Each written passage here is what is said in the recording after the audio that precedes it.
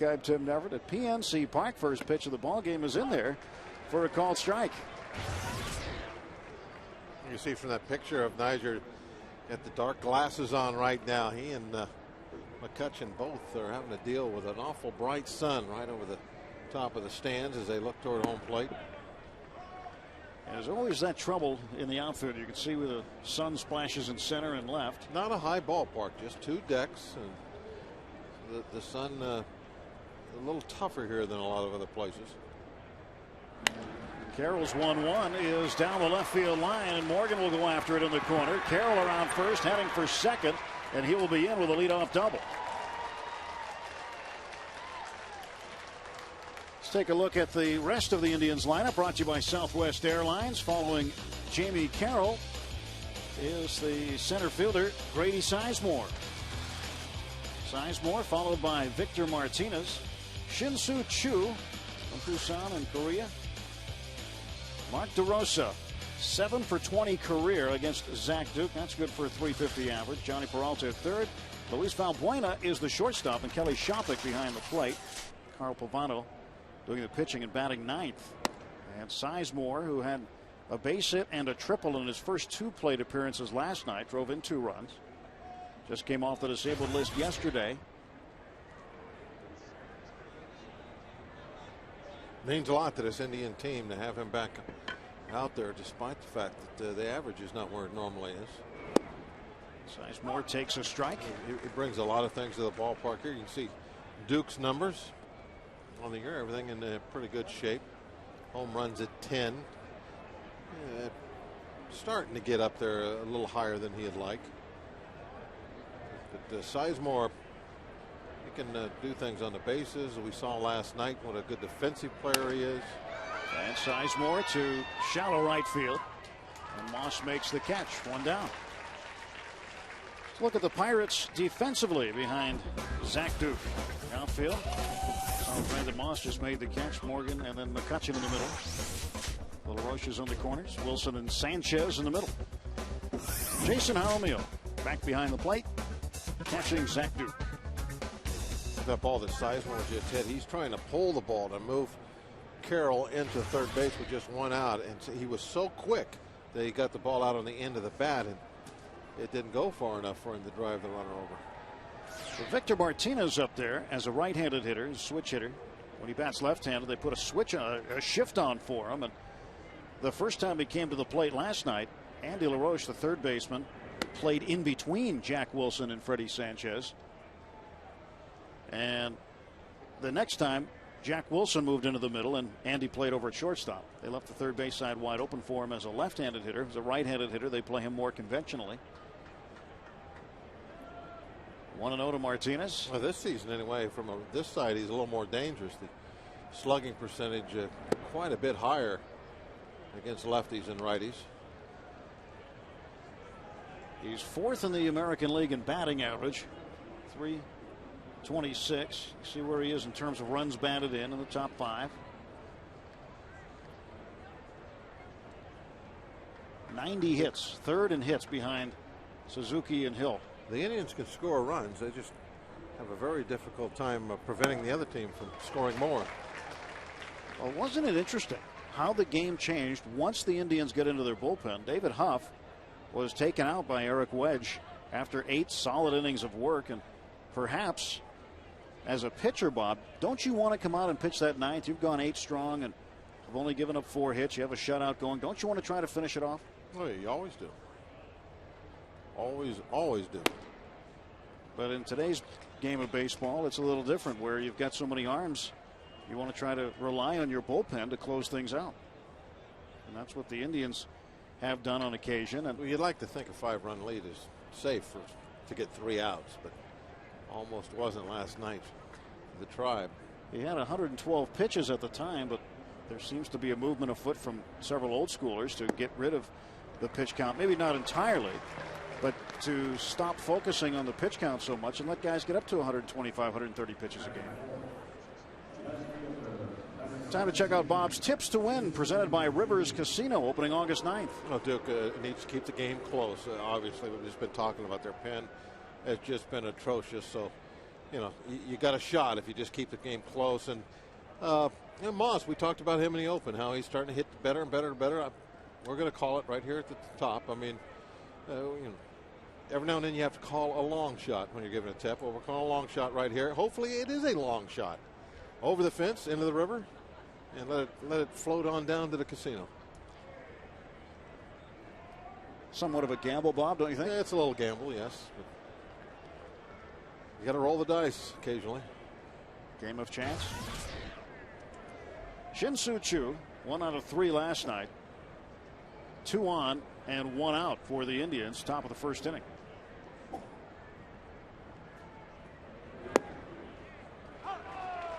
Strike is called. Breaking ball. Caught it below the knees, but most likely when it crossed the plate, it was knee high.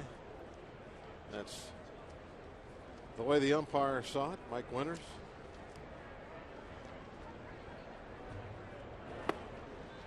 Talking about the Indians bullpen, they acquired some help today from the Yankees, as right-hander Jose Veras was sent over for cash considerations earlier today. He is not here. There are your umpires. He expects to join the team by the weekend. He was, let's see, they also they had another minor trade too. Michael Aubrey, former top draft pick, was sent to the Orioles.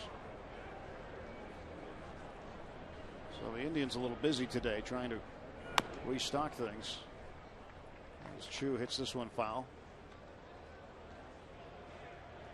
1 ball and 2 strikes. With them, it's all going to be pitching, pitching, pitching. They have to shore it up. It's not like, you know, they can look at the club and say, well, what, you know, we can't get it figured out. What's wrong? That's the easy part. Get outs.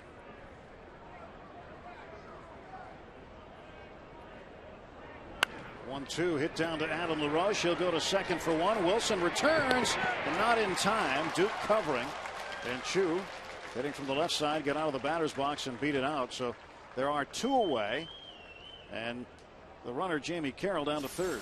It's always one of the tougher double plays to turn. The 3-6-1.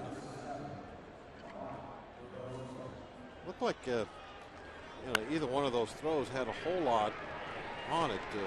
Adam just kind of slowly tossed it over there, and then the return throw to Duke the same way, and that was because Jack's trying to time it so that ball doesn't get there before Duke does. That's a scary play sometimes as a pitcher. You're running over there, you got to find the base and stop, and as you put your right foot on it, you're going to look up to find that baseball that you know the shortstop has already thrown at you, and you hope that it's not an inch from your face as you're turning around. You hope you got over there quick enough. It's an incentive to really hustle to first, because you know if you're over there late, you might be wearing one. That ever happened to you? No, I had that incentive. I always realized that if I got there late and looked up, it might not be pretty. So I always tried to get there ahead of time, so I had plenty of time to find that baseball. If you're not early, you're late. Yep, that's for sure. Just like making the team bus. If you're not early, you're late. Mark DeRosa, 27 runs batted in. He makes the list. Evan Longoria having a great season. Victor Martinez on that list also. Saw Longoria in spring training with the Rays a couple of times. American League Rookie of the Year last year. 1 ball, 1 strike to DeRosa. 2 men are out, top of the first inning. Jamie Carroll is the runner at third base. Shin-Soo Choo is over at first. Zach Duke working with Jason Jaramillo.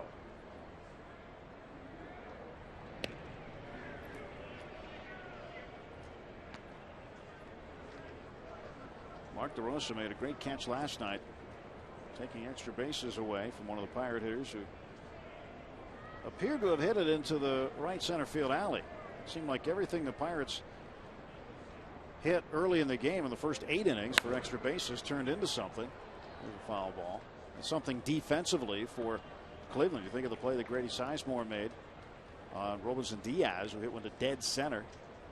And the play was reminiscent of the catch Andrew McCutchen made in Colorado over the weekend against Todd Helton, doing the same thing, running straight toward the wall, making the over-the-shoulder catch.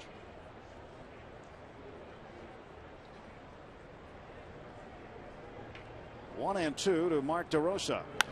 And this one to center field into the sun. McCutchen backed up and makes the running grab. Half inning in the books. No score from PNC Park.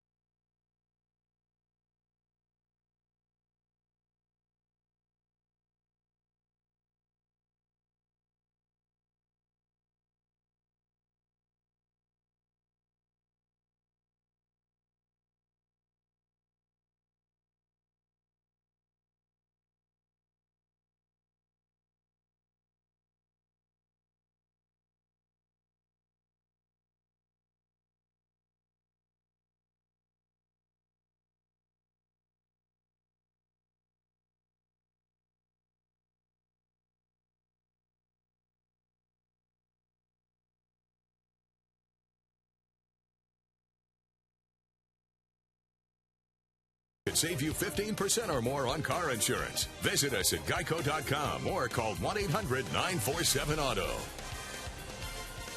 Carl Pavano pitching to Andrew McCutchen, delivers strike one. Right-hander, 33 years of age, pitching to the rookie Andrew McCutchen. Facing each other for the very first time. The pitch, and McCutchen takes high. 1 ball and 1 strike. Got up there in that 9th inning last night and cool as could be. Had his hitting streak on the line. The game was on the line, and knocked that base hit up the middle. McCutchen has the longest hitting streak of any rookie in Major League Baseball this year. 11 straight games. And when he batted last in the 8th inning and struck out, you figured at 0 for 4 and the way the game had been going, there was no chance for him to continue that streak. But he got up there in the 9th and did. It's a foul ball. John Russell's lineup for the Buccos brought to you by PNC. McCutchen at the plate now. Morgan, Sanchez, LaRoche, and LaRoche. Brandon Moss in right field tonight. And Jason Jaramillo in his last 13 starts, 14 out of 46. Wilson at short, Zach Duke pitching and batting 9th.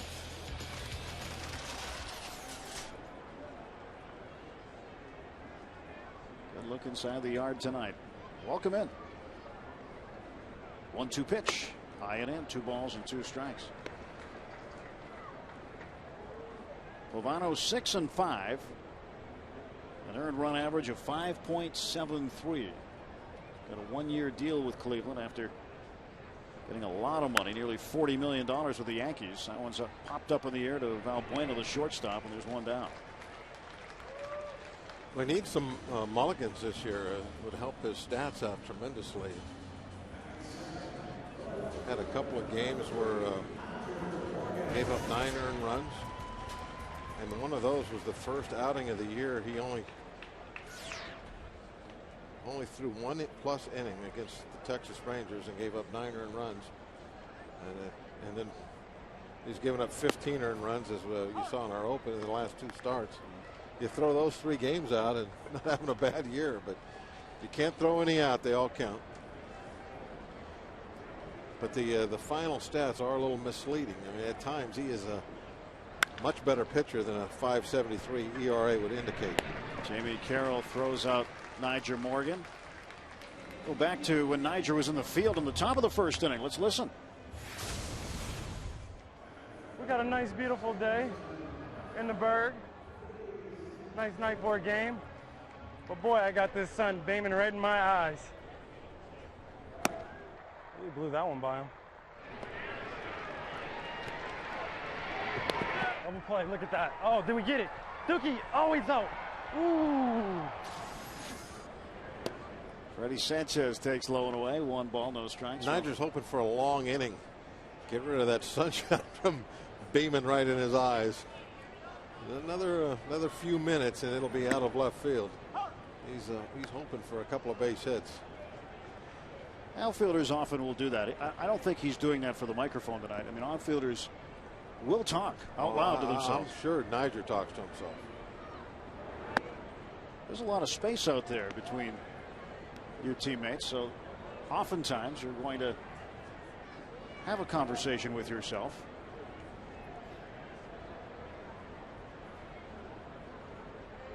Two and one to Freddie Sanchez. The pitch.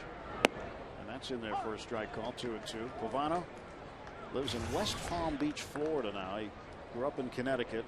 First drafted by the Boston Red Sox. Ended up breaking into the major leagues with the Montreal Expos before going to the World Series with the Florida Marlins. In the Pedro Martinez deal? It was in the Pedro Martinez deal, exactly.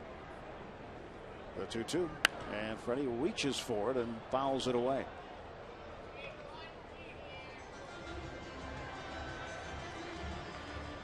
In 2004, he was an all-star.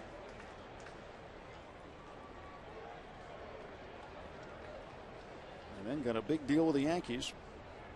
And now a one-year situation with the Indians. The 2-2. And this one right back up the middle, a base hit. Freddie Sanchez now has hit safely in 9 of his last 10 games. Almost bounced that off Pavano's chest. Our leader stat update on our Fox Box tonight, brought to you by Bridgestone Firestone. Pirates are 3rd in the National League against right-handed pitchers. Dodgers number 1. Cardinals, and then the Buccos.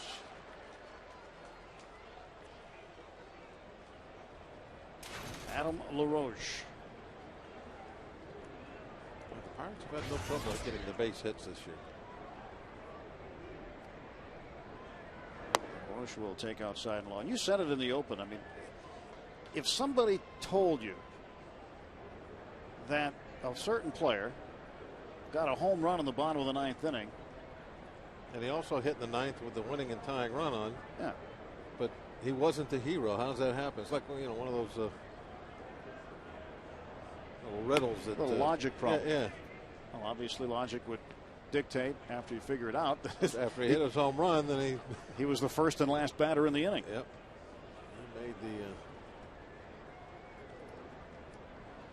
You know, I can't really call him a GOAT because, I mean, it was a good at bat. He battled and thought he just missed it. But well, he led off the 9th inning with this last night. This one went 454 feet off of Matt Herges. It bounced and got wet. The 26th ball hit into the Allegheny River. And the first time LaRoche has done it.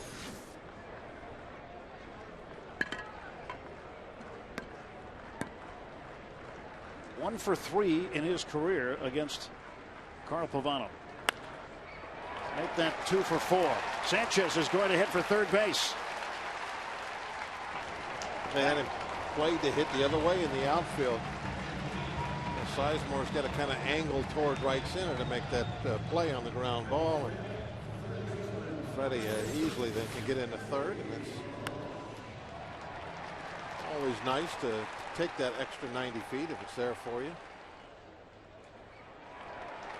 Down after that ball and just pounded it up the middle. Now Andy LaRoche has a chance to drive in a run with 2 outs. Kind of the rule that you want to follow. If you can go to third base standing up, even though there's 2 outs, you do it.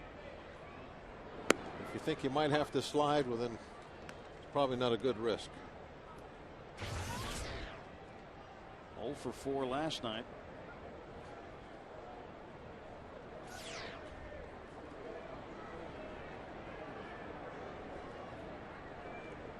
The 0-1. Now it's 0-2. LaRoche has taken the first 2 offerings from Carl Pavano. Andy is the LaRoche family ping pong champion.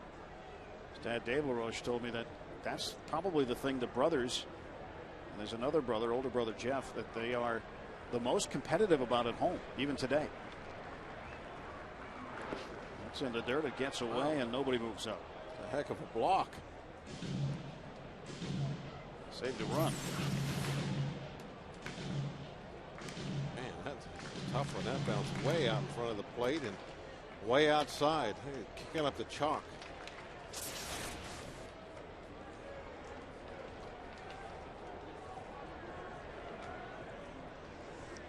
One ball, 2 strikes to Andy LaRoche. And he goes down on strikes. Pirates will leave 2 on base. We'll head to the 2nd inning. Pavano and the Indians scoreless with the Pirates.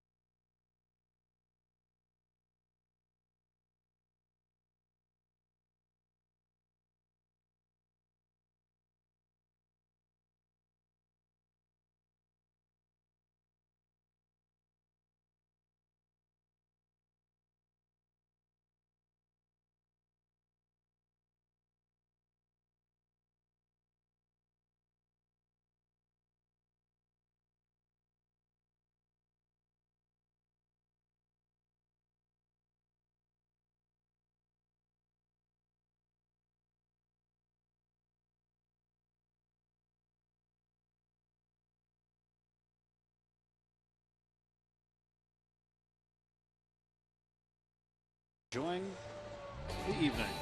Well, tonight, ceremonial first pitch prior to the game. That's Tom Boyd. He's the vice president of media for Safe Auto, delivering to the Parrot. And Tom giving us our first pitch tonight. Oh, man, quick hands, Tom. Parrot gave him a quick one back. You don't get to be VP without having quick hands, and that one is quickly up the middle. Johnny Peralta leadoff single. 2nd time in the ball game that the leadoff man has been aboard. Time to open up tonight's Geico quote book. John Russell, the manager, talking about pitcher Zach Duke. The old saying is a solo shot's not going to beat you. I think Zach has done fine. He's not a power pitcher. He relies on command and changing speeds. You're going to make some mistakes and get hurt, but he has the ability to pitch around that. And he's done a good job of not letting it get to him. 6 of the 10 home runs he's given up have come in the last 21 innings pitched. And prior to that, he had given up just 4 on the year. And some of the better pitchers in the game have many times led leagues in home runs.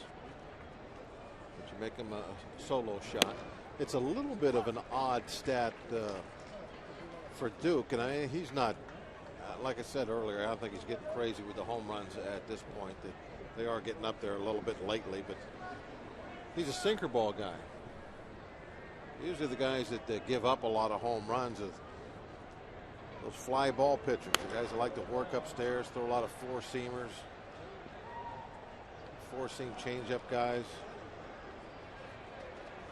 And it seems like a lot of them are left-handed too. Tom Browning was one that when I was playing that gave up a ton of home runs, but was always one of the best pitchers in the league. But he threw a lot of the high fastballs, changeups, a lot of the lazy pop flies and lazy flyouts.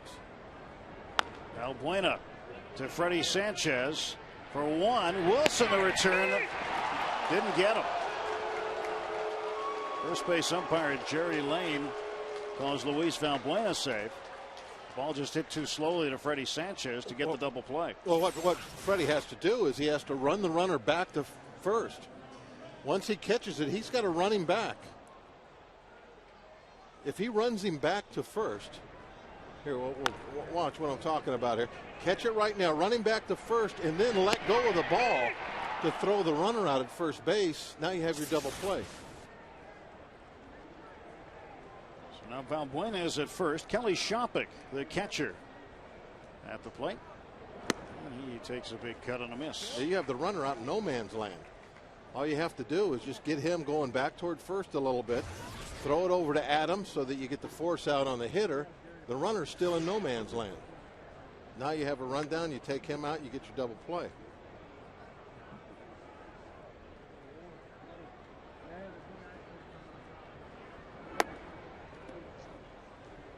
Yeah, we take a look at this and what Bob's talking about here. You get the force out first and then work on the rundown, because if you run him back here, he's got nowhere to go. When he flipped the ball to second, if he takes a couple steps toward the runner, now the runner is dead flat-footed, even taking a step back toward first. Now you throw and get the hitter out. And what's the runner going to do? He's standing in between first and second. He's a dead Geico duck. Geico's the lizard, Bob. Well, Affleck's the wrong one there, didn't I? Good try, though. Affleck duck. We know what you were trying to do. That was a Geico. Nice. I got messed up with the quote in the other one. A couple animals. A reptile. Yeah. Well, we just had the quote, so that was on my mind still. Well, you were 15% right. Well. Very good. And we'll get to the duck eventually. Fourth inning, guaranteed. Beyond the lizard. 1 out, 1 on, 2 balls and 2 strikes to the Indians catcher, Kelly Shopik. You don't see lizards in rundowns very often. No. A duck, yes. A duck, you will.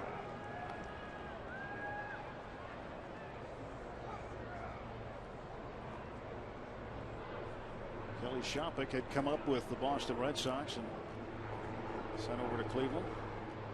Valbuena getting his lead from first base, held on by Adam LaRoche. Time is called at the plate. And Cleveland getting some help today, making a deal with the Yankees. Right-hander Jose Veras acquired for cash considerations. And Shopik takes a healthy cut, and he heads back to the dugout. 2 men are out. Let's take a look at tonight's Barrel Automotive League leaders stat. Most home wins in the National League. Chad Billingsley of the Dodgers, and right behind him, Zach Duke, tied with Kane, Johnson, and Santana. He battled Santana here when the Mets were in. Would win that ball game. Santana gave up a home run to, is it Paramillo? That was his first big league shot. And he hit it right-handed. He doesn't hit right-handed much. 0-1 pitch. Strike 2.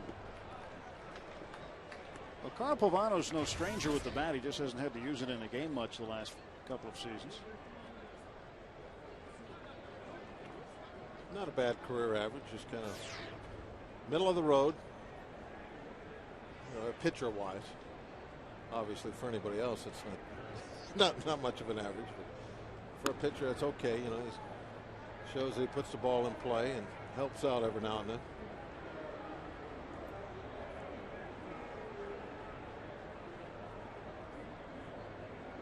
Well, Pavano trying to put the bat on the ball, and Zach Duke trying to get him out.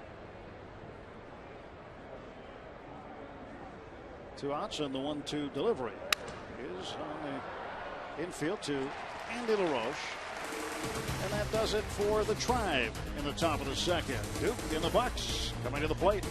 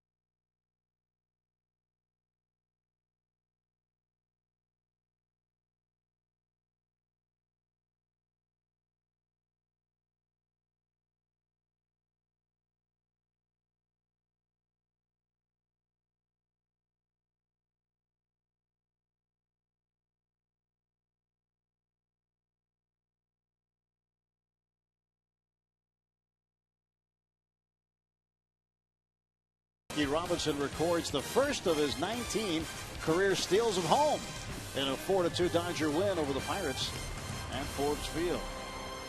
Just don't see a lot of steals of home anymore. But Jackie Robinson was very, very good at doing so. It's all about the break and when to take off. You need some situation to fall in your favor as well. Carl Pavano to face Brandon Moss, Jason Jaramillo, and Jack Wilson in the bottom of the second. And Pavano's pitch to Moss is inside. What do you think about that stealing home stuff? I like Tim? it. I like it. I've been thinking about why you don't see that as much as you used to. Swing and a miss. Well, because it's not easy to do. Well, it's not. Well, you got to be in the right situation. But why did it happen a lot? No, well, quite a bit. Say 40, 50 years ago. Well, let's just say. And even, beyond that, like in Ty Cobb's era, they did a ton. Well, one factor to think about is that more and more relievers nowadays are pitching from the stretch, even with nobody on. So if you're on third base and he's pitching from the stretch as opposed to the windup, it's a lot harder to steal home. Mm-hmm. Much easier to steal home when the pitcher's in a full wind. And I guess the windups, Steve was talking to me yesterday about this. The windups then were, really outrageous in some ways. There's the silhouette of Steve Blass. But the thing is, though, about a windup, if you see the guy going, you don't have to complete your windup. I mean, you can throw the ball right in the middle of your windup. You can throw the ball home. You don't have to, go through all that different stuff. I don't know. I think because pitchers don't see it a lot, they're afraid to balk, so they can continue with their pitch. Figure you may as well fire one home at 90 miles an hour. It's going to get there. It helps if you have a healthy lead. You've got a left-handed guy up, and the third baseman's playing off the bag a little bit more, maybe. And you try to get the front of home plate when you slide, because if the ball crosses the plate, the catcher has to reach back in front to tag you. Well, I wish I'm going to have to go home tomorrow night and watch the replay of the game. Brownie says he has a theory about it. Yeah. He wouldn't share it with me yesterday. He's saving it. Huh? He's saving it for tomorrow's television broadcast. So I'm going to have to go back. Oh, there he is. Browning Steve over on the radio tonight. Leadoff walk for Brandon Moss. Now this Saturday, the Pirates take on Kansas City Royals. It's a Zambelli fireworks night. Steve Blass loves those fireworks, and you will too when you come out to the best ballpark in America. Get to the game early for Heritage Day festivities on Federal Street, which includes live music, food, and a beer garden. For tickets, visit pirates.com. The Royals and the Bucks this Saturday. More interleague stuff. Romeo takes a strike.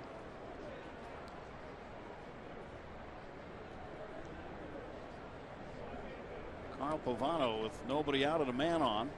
Leadoff walk to Brandon Moss. Romeo did not play last night. Robinson Diaz had the catching chores. And he is behind 0-2. They have both done so well. It's really going to be a difficult decision when Doumit becomes healthy. And Ryan Doumit, what to do. The fans may not see Ryan Doumit, and it's kind of out of sight, out of mind, I think, for a lot of people who aren't around him every day.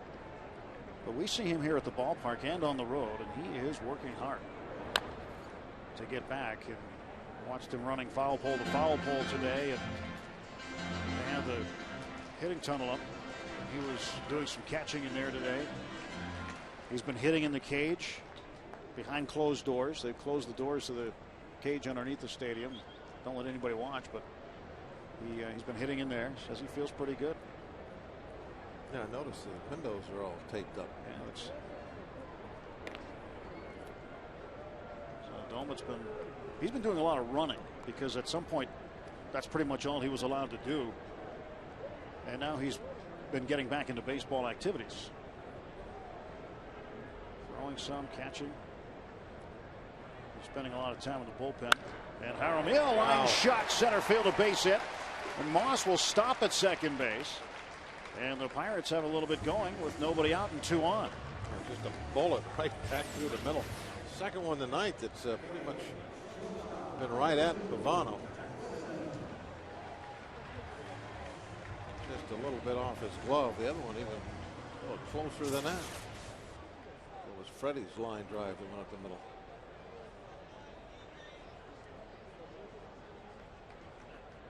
Jack Wilson, a pair of doubles last night, 2 for 4.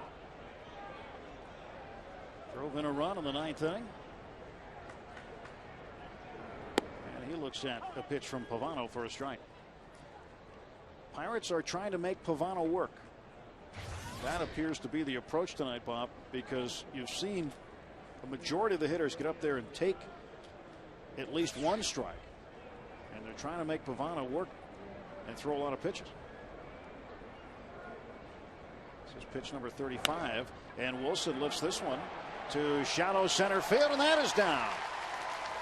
Back-to-back singles following a walk to Brandon Moss, and the bases are loaded, and nobody out for Zach Duke. Just a little off the end of the bat flare. Boy, how were we were asking for one of these last night. We were right there in that 9th inning, just a little flare shot, something. Moss, he's having a hold up. He's not sure how deep it is. There's nobody out. There's no reason to take any chances. Wait till that ball hits the grass and run on over to third and see how we can do with the bases loaded. So the corner infielders are in. The middle infielders playing for 2. And Duke rips this one to the right side. A base hit. Moss will score. Jaramillo gets held up. The bases are loaded, and Zach Duke drives in the first run of the ball game. His 3rd run batted in this year. It is 1-0 Pirates. Well, as we know, Zach is not a bad hitter at all. He's got one of the prettiest swings really on the team. You see him getting a fastball right down the middle and just hooks it right into the hole. Hits it nice and firm. Look at that swing of his. Beautifully done, Zach. Good work by Zach Duke, and with the first baseman Martinez holding the runner on, more room on that side to squirt that ball through there, which he did well. And 1-800-SAFE-AUTO reminds you that you're safe at home with Safe Auto, proudly supporting the Obadiah Cole Foundation for prostate cancer screening and awareness. Early detection is the cure. McCutchen, foul tip into the glove of Kelly Shopik for strike one. This is the situation I think Andrew McCutchen's been waiting for. Nobody out, bases loaded. And think about it, 16 games, or 18 games, beg your pardon, prior to today, 14 runs batted in since he's been called up. He's just starting to pile up some numbers. Pavano's pitch, and McCutchen hits this one into left field. Jaramillo will score. Wilson getting waved around. Here comes the throw from Chu. It's offline. 3-0 Pirates. Andrew McCutchen, RBIs 15 and 16. Well, Pavano's about ready to have one of those innings of his, it looks like. And for Andrew McCutchen, he extends the rookie best hitting streak to 12 straight games. 2 RBIs, that's big. Yeah, Riley mentioned this last night that already is there anybody you'd rather have at the plate in a big situation for the Pirates than Andrew McCutchen. I mean, he just, his body language up there, he looks so prepared, so calm, like he's been doing this for 4, 5, 6 years. You know, we were in Colorado the other day and doing some Father's Day greetings before the game. It was the first time he'd gone through that. One take, perfect. And I said, "You're pretty good at this stuff, aren't you?" He just kind of laughed and said, "You're just telling me to do something and we do it." But he, very poised young man. He's 22 years of age. He was a high school star in Florida, Fort Meade, with the football team, baseball team. I think he played basketball. I know he ran track, and his freshman year he was part of the state champion relay team. I can't believe he is ever, you know, not exceptional at anything athletic he ever tried to do. In the 9th grade, he was out there running past seniors. Here's Niger Morgan. Oh, I can run past seniors now. We're not talking about senior citizens. I beat my dad in a race just this morning. Here's the 0-1 pitch, and Morgan takes outside. Wow. McCutchen here, watch this. First base umpire Jerry Lane is talking to him, gives him a little punch and says, "Hey, way to go, Rook." You know, I think as an umpire, especially a longtime veteran umpire like Lane, you see what he's doing and you have an appreciation for it. And Morgan lifts it to center field. Sizemore sizing it up, makes the catch, and Duke has to retreat to second base. That's just the first out of the inning. That breaks a string of 4 consecutive singles hit by the Pirates. Freddie Sanchez, who is 1 for 1, will try to continue his good fortune tonight.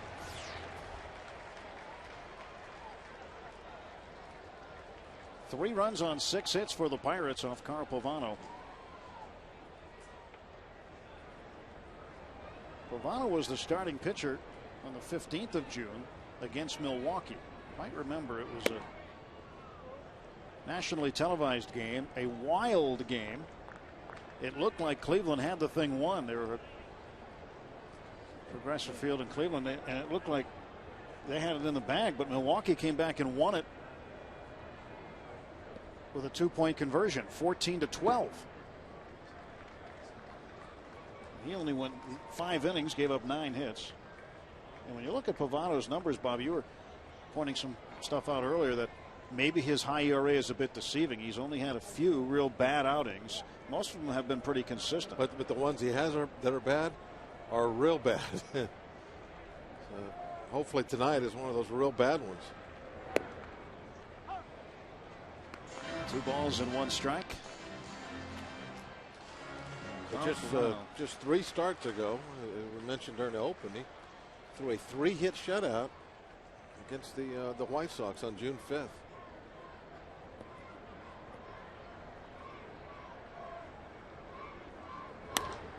Sanchez 2 for 2. Duke's going to be held at third base, and the bases are loaded with 1 out. Another hit in the inning. That's 5. Sanchez now with another multi-hit game. His 29th multi-hit game Deal Automotive Farm report. How about the other Sanchez? Tony Sanchez, first-round draft choice of the Pirates this year, 4th overall with State College and the Spikes, 2 out of 4, and he gunned down 2 of 3 runners attempting to steal.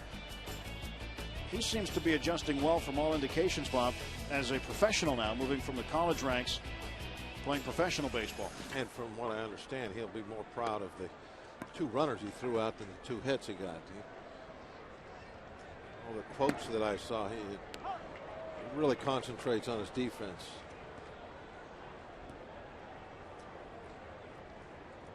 Andrew Morgan making John Russell laugh a little bit. He has a tendency to do that. He'll put a smile on your face. 0-1 to Adam LaRoche. He homered in last night's game. And he pounds this one into the dirt. 0-2 the count.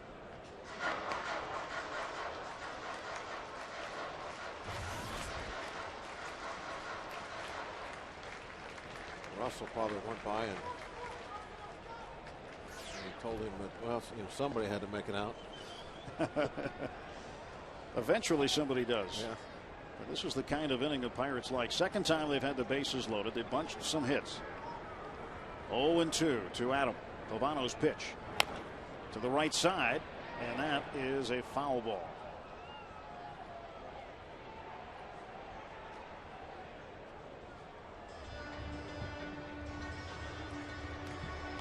Didn't hit it foul by all that much, but it was one of those where they knew it when they left the bat.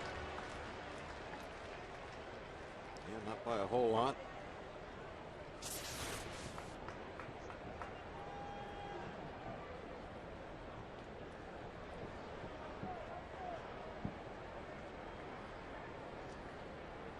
Bases full of Bucks. 1 out, and the 0-2. No ground balls.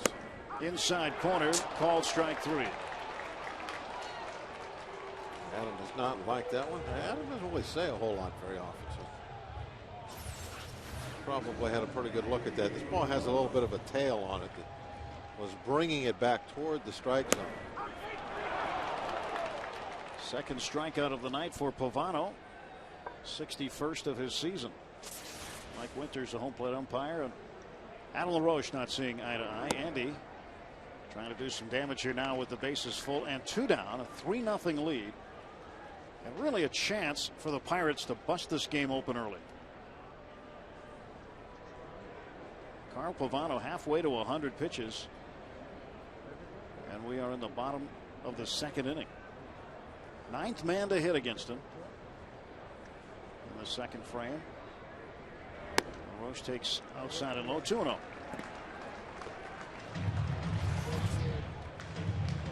Struck out last time up.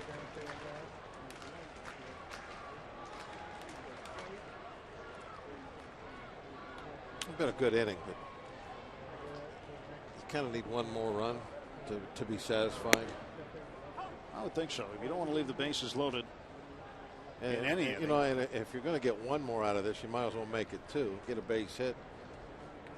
McCutcheon's going to score easy. But you get the bases loaded and 4-5 coming up with just 1 out. You can't be satisfied with nothing out of that scenario. Count is now even at 2 balls and 2 strikes to Andy LaRoche.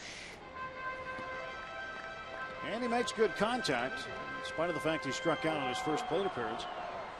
But he is normally a pretty good contact hitter. He also can shoot the ball to right field pretty well. 2 strikes. We'll see if he shortens up his swing.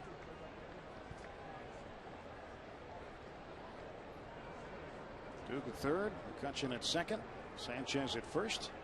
The 2-2 pitch. 3-2. So they'll be off to the races. Now, why is there nobody sitting next to Nigel? Because he's wearing a microphone. Oh, okay. It's not because he's pitching a no-hitter, Bob.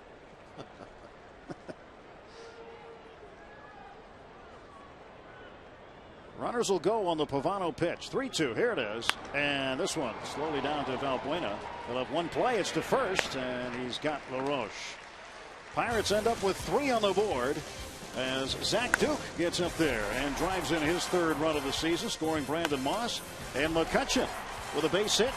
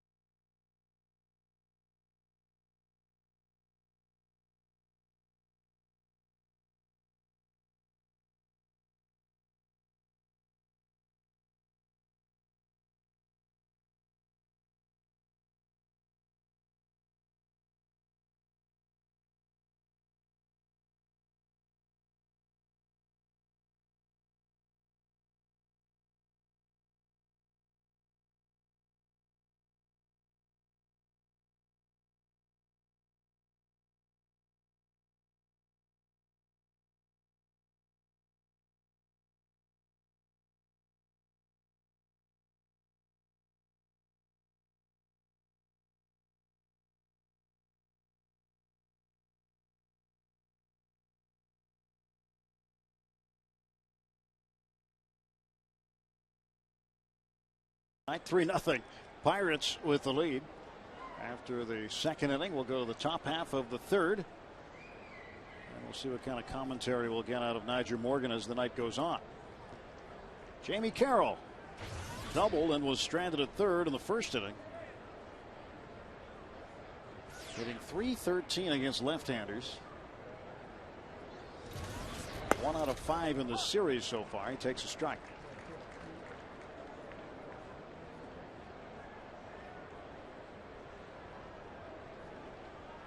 Jamie was one of those guys, spent a lot of time in the minor leagues before being given an opportunity with Colorado a few years back.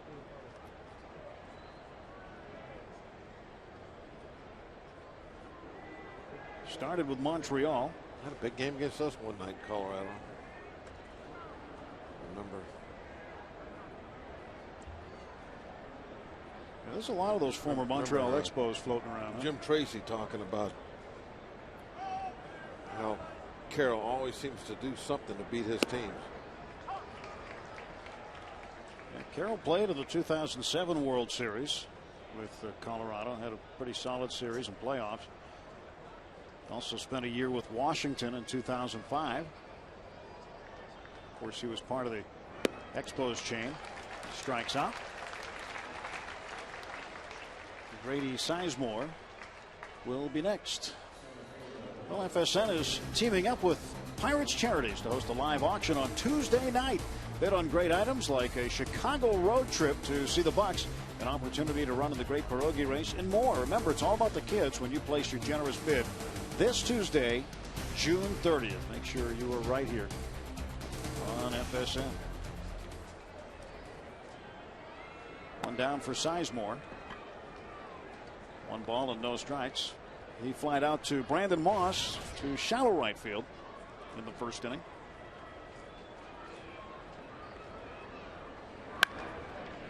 Adam LaRoche gloves.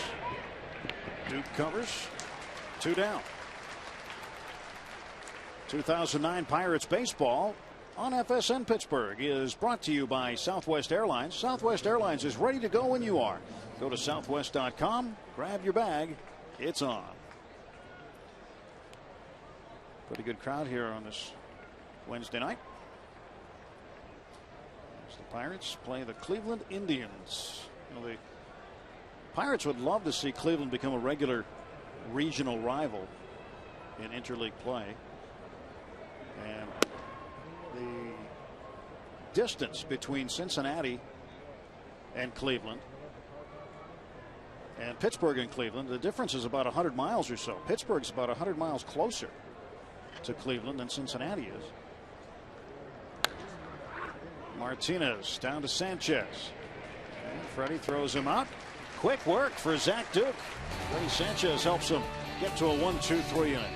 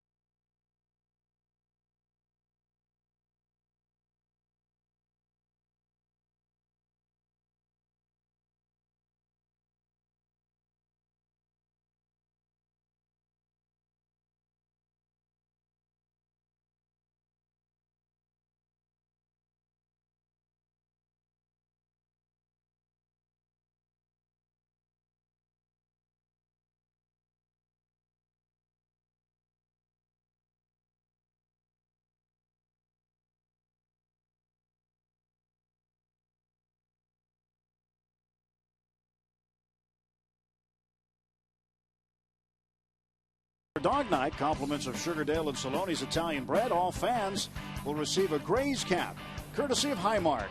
To get your tickets now, call 1-800-BUY-BUCKS or visit Pirates.com. Swing and a miss by Brandon Moss to start the Pirates half of the third inning. Bucks 3, Tribe nothing. How about that inning by Zach Duke? Moss rounds out the first there. You know, that's the one thing that you see from the better pitchers in the league. When their team puts up a crooked number like a 3 spot, they go out there, really bear down, fire into that strike zone, get some quick outs, and get the team back to the batting rack. Only 8 pitches that inning. I mean, that's efficient. That's what winning pitchers do, right there. Simple as that.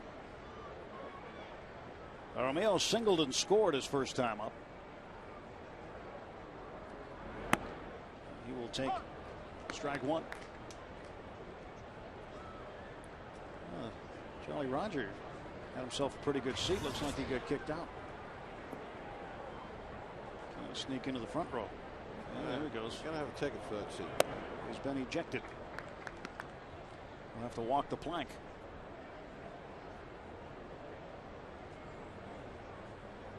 I don't know. He doesn't look all upset about it. He looks pretty jolly. Got a smile on his face. 1 ball and 2 strikes. I guess he's kind of inconspicuous there. Yeah. Nobody notices a guy who dresses like that. Oh, the parrot. You know, if you didn't point him out to me, I'd never know he was here. No, you hardly can notice him. 2-2 pitch fouled away. Parrot's getting a lot of national attention this year. He is. A lot of our pictures are being used all over the country. I saw it on 2 other networks last night. He's on the highlights all the time.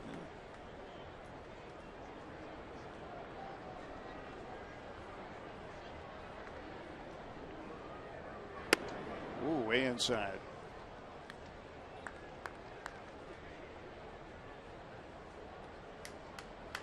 Three balls, 2 strikes to Jaramillo. Jack Wilson on deck. 1 down, bottom of the third inning, and Carl Pavano into the windup. And that is strike 3 called, and Jaramillo cannot believe it. That's the same pitch that called Adam LaRoche out on strikes. Tailing fastball that works its way back toward the strike zone, and if either one of them actually made it back is up for debate. But Winters always has the final say, so I guess it's going to be a short debate. Called a strike, it's a strike. It can be frustrating, especially for a young player trying to make a name for himself like Jaramillo is. I guess the general feeling is, from the hitter's perspective, is that he had that bat taken away from him. But Jack Wilson grounds out. And Carl Pavano answers with a 1-2-3 inning of his own. After 3 full at PNC Park, a 3-0 Bucks lead.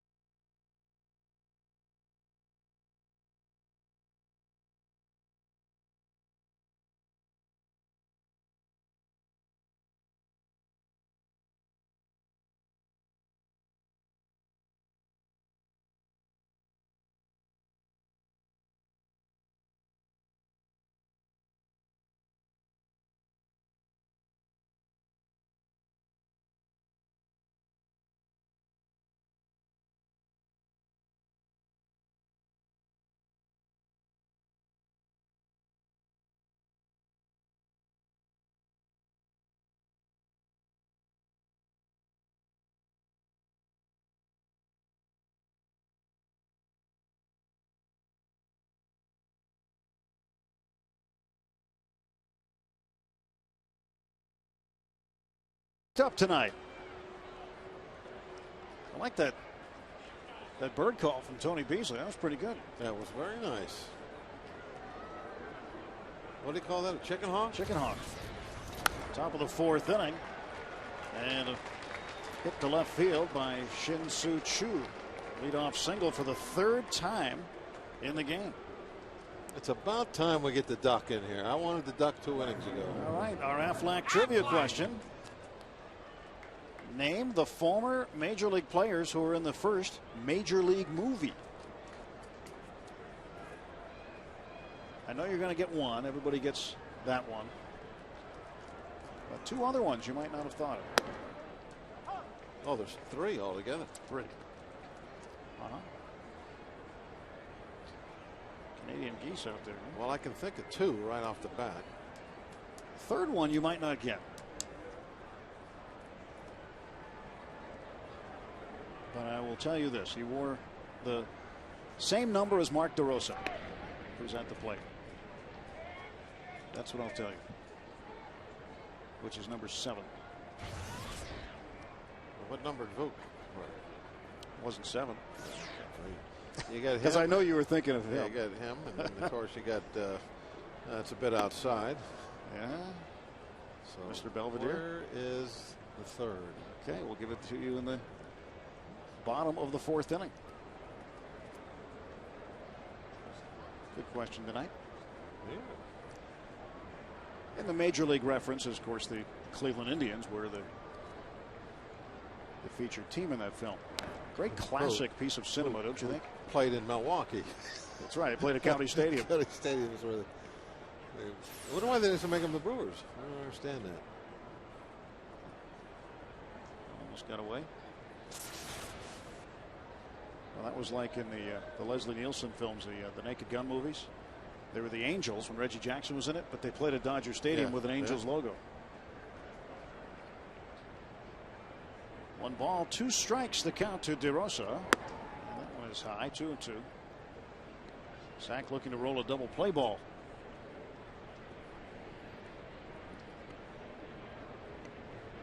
And no, Charlie Sheen never played in the major leagues. No.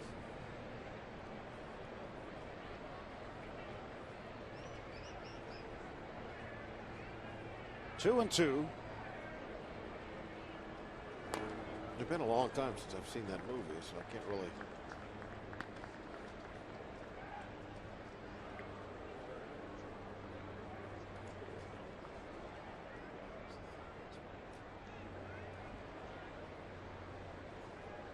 That's one of those movies everybody's got lines they quote from. 2-2. 3-2 now, and Duke needs to come in, and DeRosa knows it.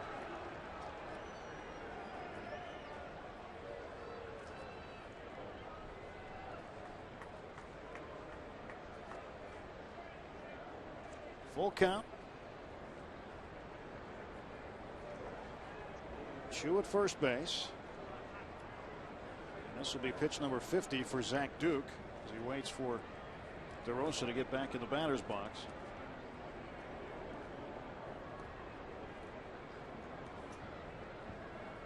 Three-two pitch coming. He'll do it again. DeRosa has appeared in the major leagues with the Atlanta Braves. First came up in '98 with the Braves. In 2005, he left the Braves and went to the Texas Rangers. In '07 and '08 with the Chicago Cubs. 3-2 is lifted foul. Yeah, Duke, even on a 3-2 pitch, you're just trying to pound a corner. Jaramillo jumped way inside on that pitch, and Duke put the ball right there. The handle of DeRosa's bat, probably just a little bit above the label at best as he fouled it off. Trying to throw that exact same pitch again. Call it the Zach pitch. Yeah. He's hanging in there. It's exactly like the other one.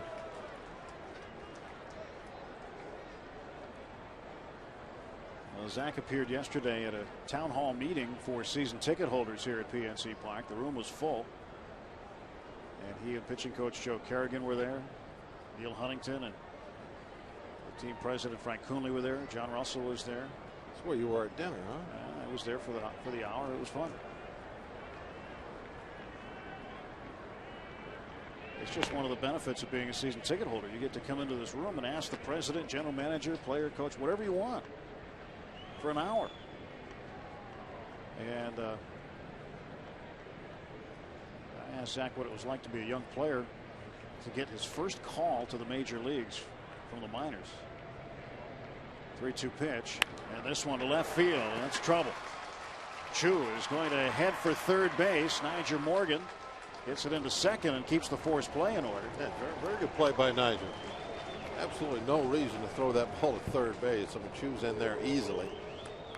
Keep the double play going. You got a 3-run lead. You'd gladly trade a run right here for 2 outs if you could get it.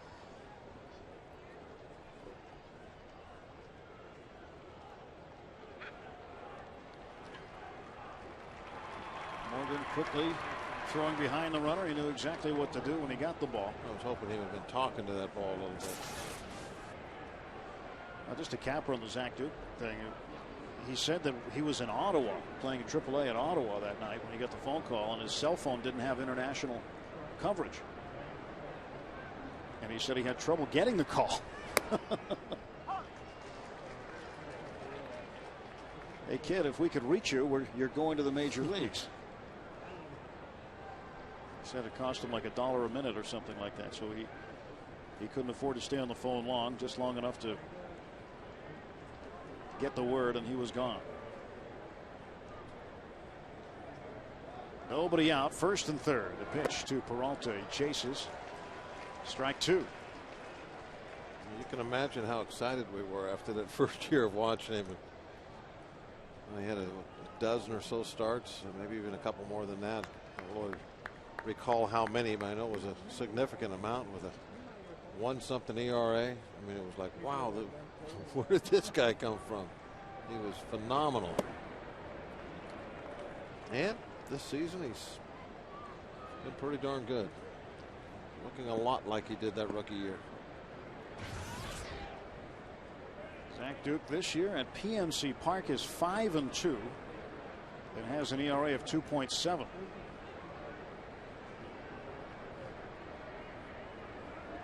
Peralta up in the air, shallow center. McCutchen makes the catch, and that's not deep enough to score Chu from third. That's a big out. Yeah, Duke gets in on a righty again. Right on the label, ball goes nowhere. There it is. Watch his location. Up and in. Peralta tries to fight it off and just can't get enough of the baseball to get it deep enough for a run. Tag! Tag, tag, tag! He's yelling tag, tag, tag. When you're catching the ball, you don't want to sneak a peek to see what the runners are doing. It's up to the other outfielders to let you know.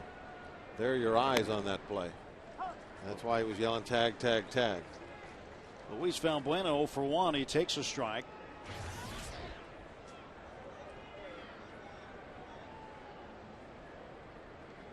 Nothing Pirate lead. They'll trade a run for 2 outs here if they get a ground ball. And Duke trying to get it the other way.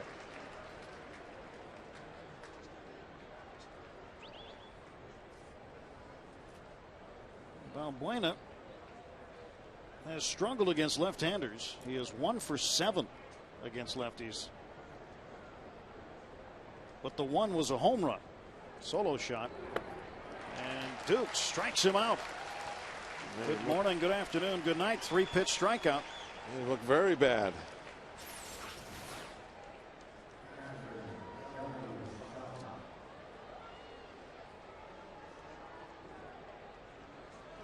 Boy, that is a tough one to take a swing at. Good hard break. Well, that's where 0-2 pitch needs to be located.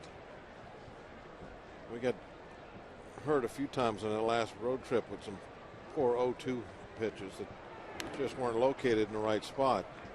Basically, they were located right down the middle. can't happen, especially with runners on base. Kelly Shopik 0-1. Struck out in the second inning. Zach has really flourished, I think, under Joe Kerrigan.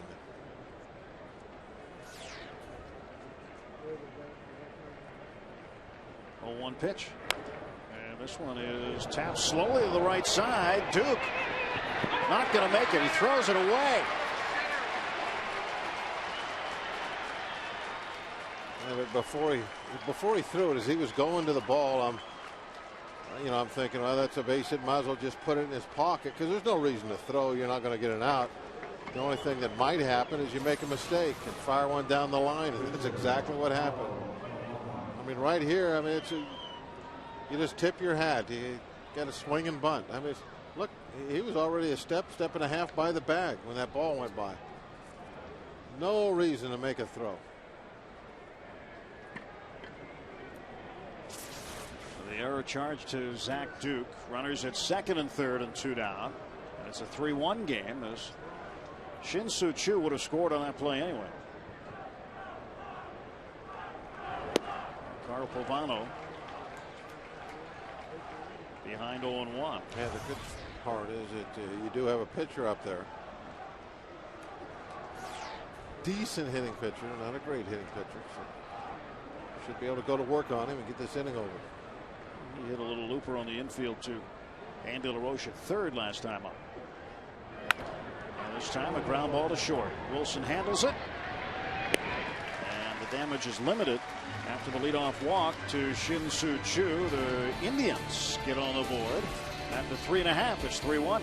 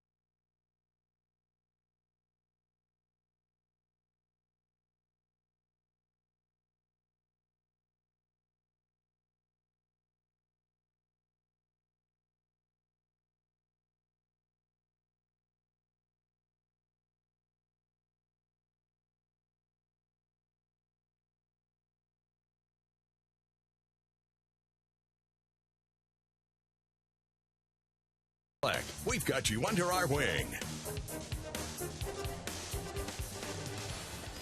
Great look at downtown Pittsburgh on this Wednesday evening. Very pleasant night. Hey, there's a duck in the river. That's right. That means it's time to give the answer to the question, the Aflac trivia question. The former Major League players who were in the first Major League movie. You guessed Bob Uecker. You guessed Pete Vukovich. And number 7 was Steve Yeager. He was in the dugout as Duke Temple. You had to really look for him. Yeah. But he was there. Okay, I'll take your word for it. I remember that scary fella, Lou Haywood, the Intimidator.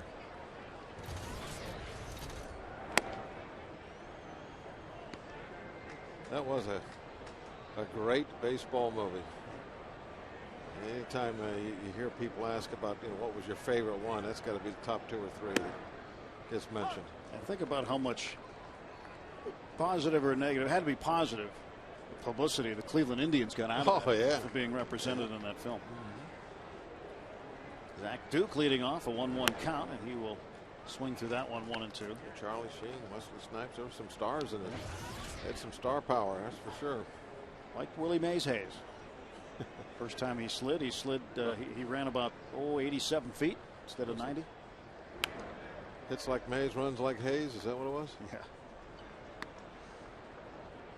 The veteran catcher Tom Berenger.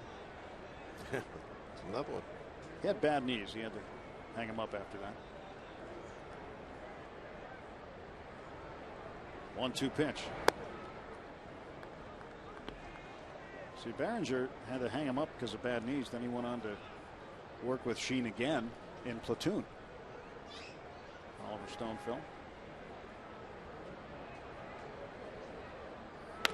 This one down to first, and Victor Martinez backing up. We'll give it off to Pavano, and Zach Duke is retired. Now this season, FSN is giving you the chance to win a Grand Slam Fan Appreciation Day at the ballpark. Keep watching tonight's Pirates game on FSN for the 7th inning stretch. Keyword of the game. Then hit FSNinsider.com for your chance to win a Grand Slam Fan Appreciation Day at the ballpark. And look for that keyword coming up. Yeah, it's in the 7th inning, and you'll like the keyword tonight. I remember what it was last night. What was it last night? Score. Score. Did they score? Yeah, we scored 4 in the 9th. We needed 5 though, but score was the key word. Look what happened. We scored. McCutchen lays this one down. Pavano throws to first, and he's got him. McCutchen just gave himself not enough room. He put it out in front of the plate. Yeah, no, just don't bunt it back to the pitcher, and you run like that, you're going to have a hit. Well, McCutchen, one of the fine young players that the Pirates are. Well, maybe there's the one thing that he's not good at, perhaps. Maybe it's bunting. Well, we saw him do it we'll see. earlier. He can do it. He just can't do it right there. You know, it's a bad bunt right back toward the mound, and still Pavano has to barehanded off-balance throw just to get him by a step. Well, another player, young player that people are keeping an eye on in the Pirates system is Pedro Alvarez, who has just been promoted to Double-A. Hit his first Double-A home run tonight in his second at bat. Hit a 2-run homer for the Altoona Curve. People very excited about his progress. And Morgan tries to bunt. And, got good wood on it. Yeah. Went about 100 feet. That one was closer to going out of the ballpark.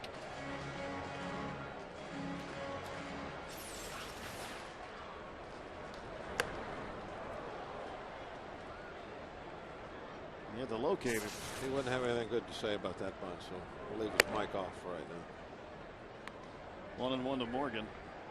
Niger 0 for 2 tonight. That'd be a great crowd mic right now, though. Hear the pop of the glove. Well, that's giving the guys in the trailer a hint.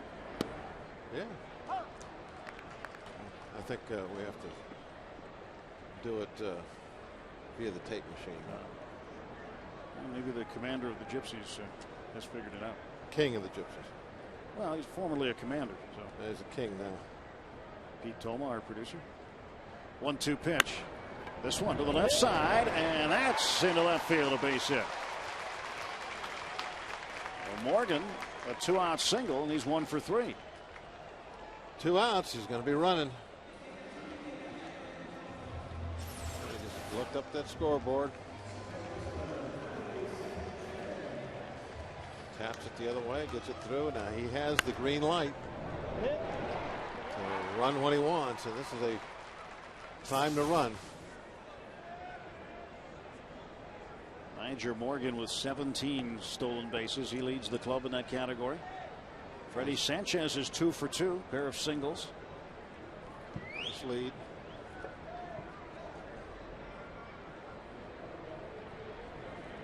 They were expecting him to run. Free ball for Freddie Sanchez. Well, they've wasted the pitch out. I doubt they'll do another one here. Probably not. It's like pickoff throws. Throw over 2 in a row. You're like, he probably not going to call 3 in a row, is he?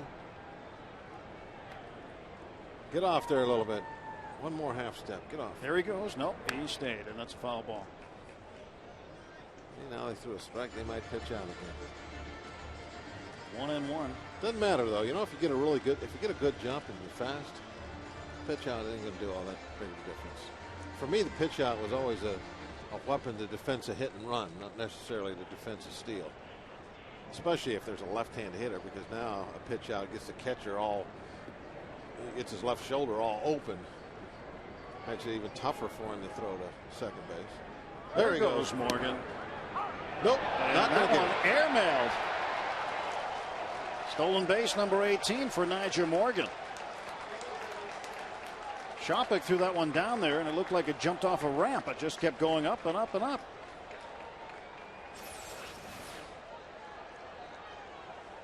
Wiffle ball. Whoop. He went, oh no. There he goes. That was 15 feet over second base. 2 hopper to the center fielder.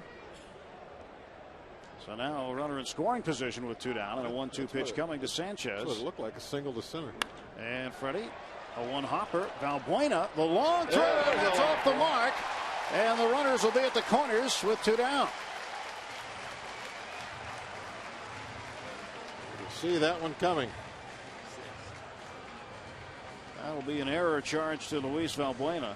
Martinez did a nice job of giving up the bag and backing up so he could get a glove on that ball and save a run.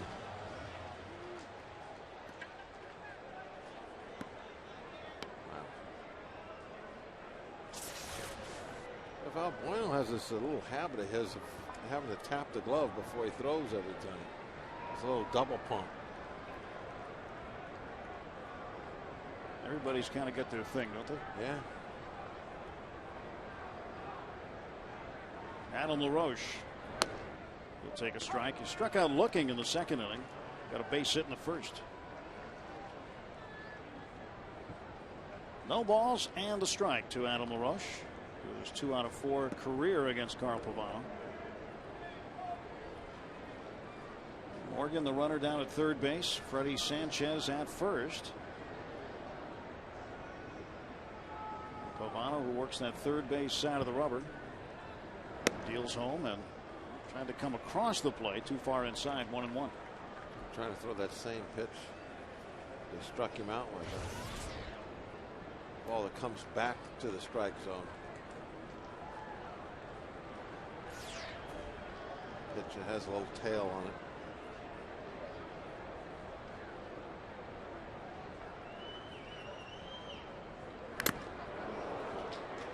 Strike 2. We could hear that one. You want to be a catcher? Better listen up.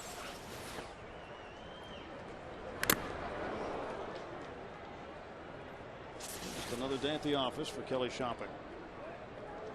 He's still going to come out though. And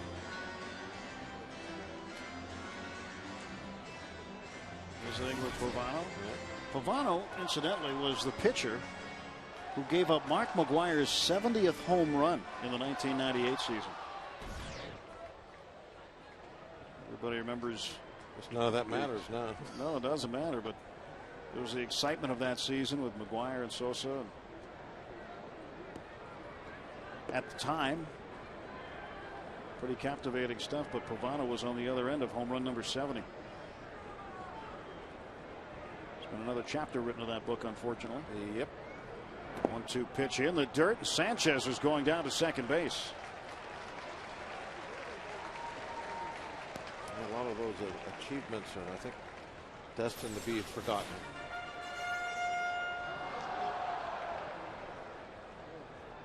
Wild pitch charge to Pavano.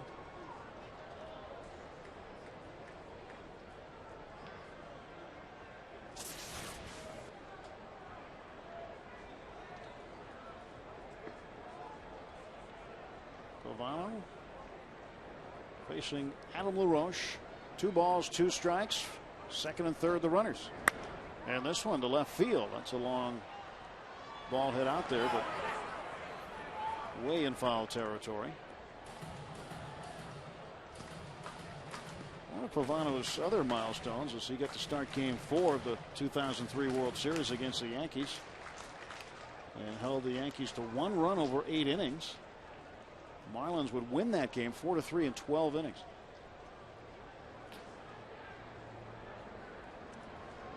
Probably his most memorable start. Yeah, I would imagine so. I forget one like that. 2-2, a line drive, left center field. That one's down. Morgan is in. Here comes Sanchez. He'll score. A 2-run single with 2 outs for Adam LaRoche. It is 5-1 Bucks. Taking advantage of what was given to you. You had the poor throw by Valbuena. And then you had the wild pitch. So then you drop one in for a little 2-out single and knock home a couple of runs. All insurance jobs. 5 runs on 9 hits now, and Adam LaRoche with 2 hits, and he steals second base. How about that? That's the 4th time this year he has got to second base on a steal attempt. They didn't have 4 steals. He gets credit for his second steal.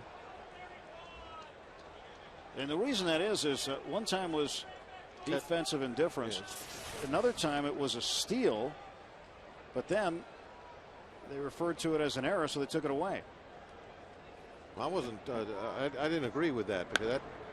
I'll tell you why in a second. Andy LaRoche shoots it to right. Adam LaRoche coming around. Here comes the throw from DeRosa.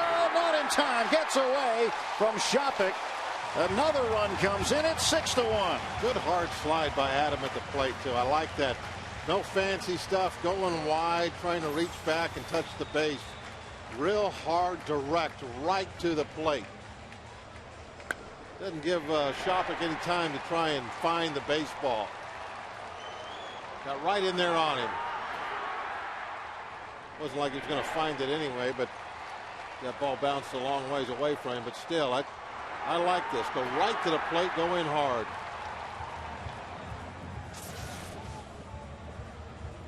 Back to that steal that he didn't get. I would agree with that if I would have saw the umpire give a save sign. Oh, wait, let me get this right. Getting your story straight. Yeah, get my story straight. Oh, if he would have got called out, got an out sign and then a save sign as the ball came out. But there was never any out sign. All there ever was a save sign. Now, yes, the throw came out, and it looked like the throw had him beat, but the umpire never called him out. So how do you give it a caught stealing and an error? I don't understand that. In this case, he gets a stolen base, and that stolen base comes in handy because the younger LaRoche shot it to right field and scored the run. Brandon Moss, who was 0 for 1 with a walk and a run scored. 2 outs and a man in scoring position against Pavano. Carl Willis, the pitching coach, back in the dugout, and there's a shot into left center field. That's going to roll a ways. Andy LaRoche coming in to score, and Brandon Moss will stop at second with an RBI double. It is 7-1. 11 hits now. Just in the 4th inning. 3 2/3, 11 hits. Our Firestone, Bridgestone stat of the day. You remember that? It was our batting average against right-hand pitchers. Well, that thing's shooting up today. And Moss hits this one on the nose and splits the left and center fielders, rolling into the north side notch before it was finally retrieved by Grady Sizemore. He's still got to hit a home run for us today, though, doesn't he? He does. Prior to the game, Bob and I were trying to figure the probability of who might hit one. There's plenty of time left. The Pirates have homered 10 times in the last 11 games, following a 7-game stretch in which they didn't have a long ball from the 4th of June to the 10th of June. No home runs. And 7 different Pirates have accounted for the team's last 10 home runs. And nobody is going to get a chance to hit one off of Carl Pavano tonight. Jensen Lewis is coming into the ball game as Eric Wedge has come out to get the veteran right-hander Carl Pavano. Our Columbia Gas 811 call to the pen has been made.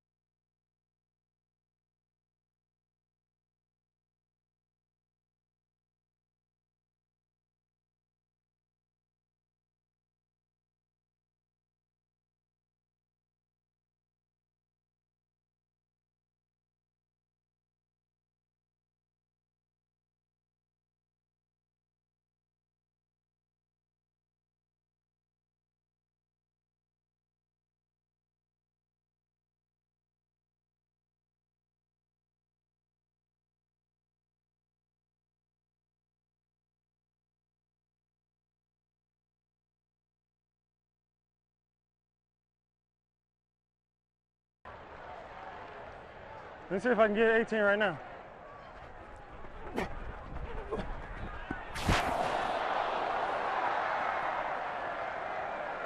That good time? Told you, there goes 18, Barry, there goes 18.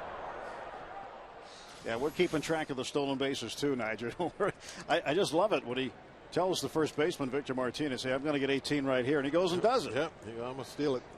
Call a shot. Jensen Lewis is the new pitcher for the Cleveland Indians as the Pirates are into the Cleveland bullpen early. Carl Pavano going 3 2/3 innings, giving up 11 hits and 7 runs. 27th appearance for Lewis. And Jaramillo fouls this one away. Jensen Lewis, 24 years of age, born in Cincinnati. He was a sandwich pick in the 3rd round by Cleveland in 2005. Made his major league debut in 2007 with the Tribe. Good changeup. Sandwich pick. And look at the high bullpen ERA. 5.04. Just behind the Angels. And you'd figure the Angels would be a little better than they are. As this one is in play but drops in no man's land. And even though they lost K-Rod, Frank Rodriguez, who was the best closer in the game, they picked up a pretty good one in Brian Fuentes, the left-hander. And although the high ERA for the Angels is not all Fuentes' fault, it's the entire bullpen's fault collectively, but still the Angels have the worst bullpen in the American League. Cleveland right behind them.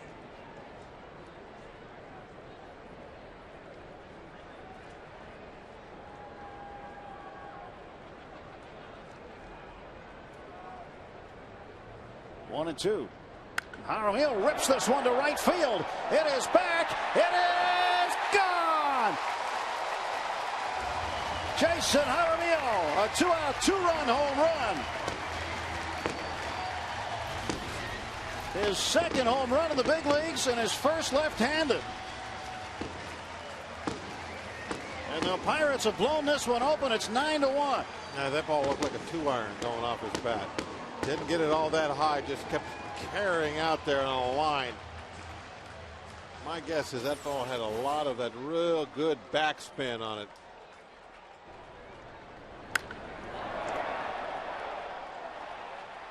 The only question that Jaramillo had, I'm sure, was it going to get over that 21-foot wall. He really didn't elevate the ball like he probably wanted to. But again, that backspin, just kept it on the line, let it carry, like one of those good throws from the outfield. Carried right into the first row.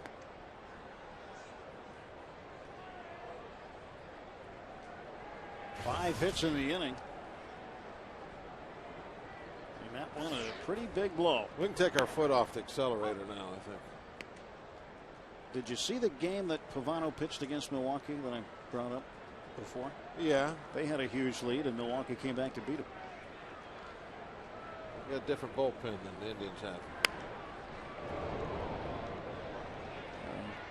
Jason Jaramillo greeting the Indians bullpen rather rudely, but he'll take it. Look at that baby cherry.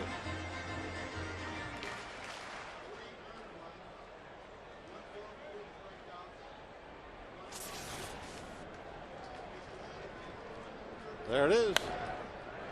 Wilson shoots it down to Martinez, and that's going to do it.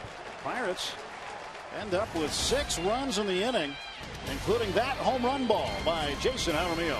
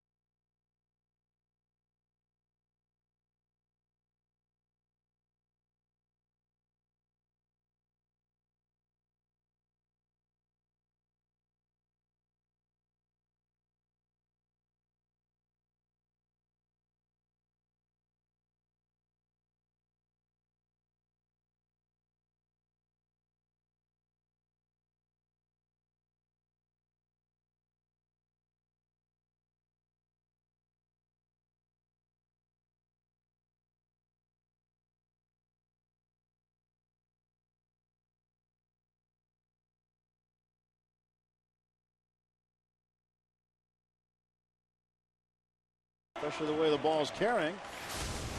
Nigel Morgan gives his description of it. Oh. No, no, no. Yeah. Jaramillo. Much love to the Jaramillo family. Much love. It's not like he doesn't know he's on the mic. No, he hasn't forgot that he has that mic there, that's for sure. But a lot of this that he's doing is not necessarily stuff he wouldn't be doing otherwise. I mean, this is his personality you're seeing tonight. He is talking and shouting all the time. And he's like that. You just go see him in the clubhouse. He'll come up with something to make you laugh. Oh, yeah.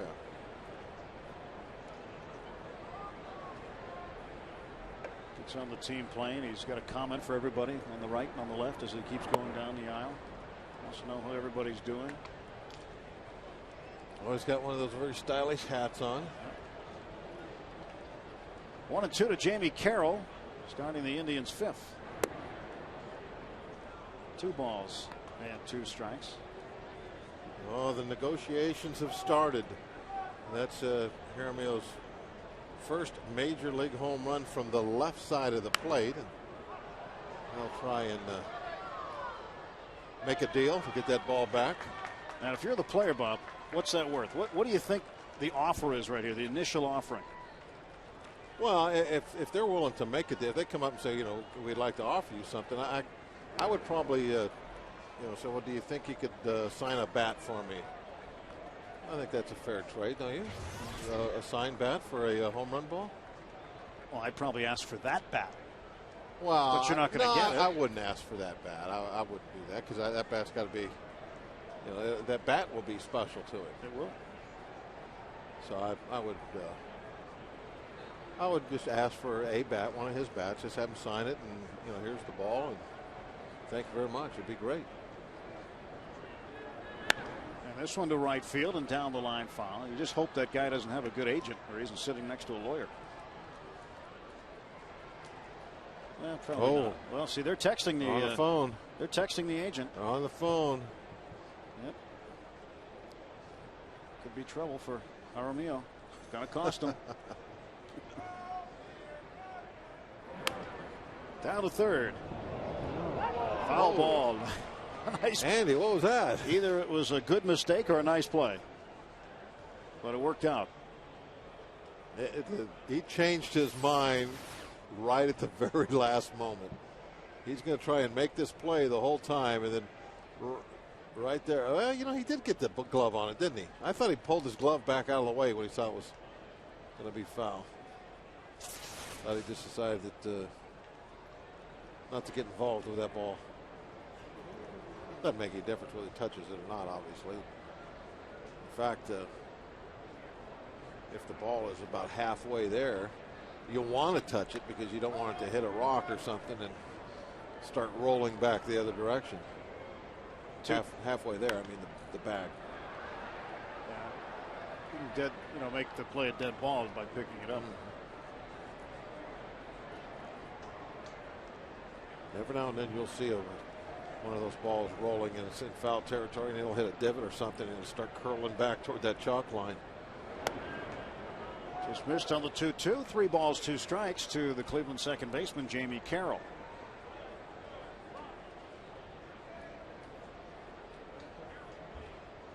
Three-2. That is in the dirt into the backstop, and Carroll's got a hustle. He gets down to first base safely. A leadoff walk here in the 5th. Well, tomorrow, watch the Buccos battle the Tribe in this interleague rivalry series.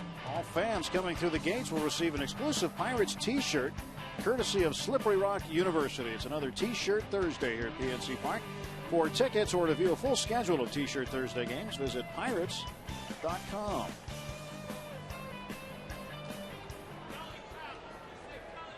$9-1 Bucks. And Grady Sizemore fouls this one over the first base dugout. 0-1.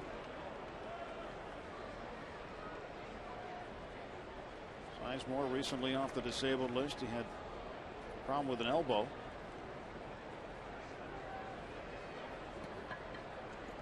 Another guy from the Expos organization, drafted by the Expos in 2000. Never made it to the big leagues with them, but in 2002, he was involved in a deal with a lot of names. I mean, he was one of those up-and-coming minor leaguers. Hadn't played a day in the big leagues yet, and ended up in a sizable trade.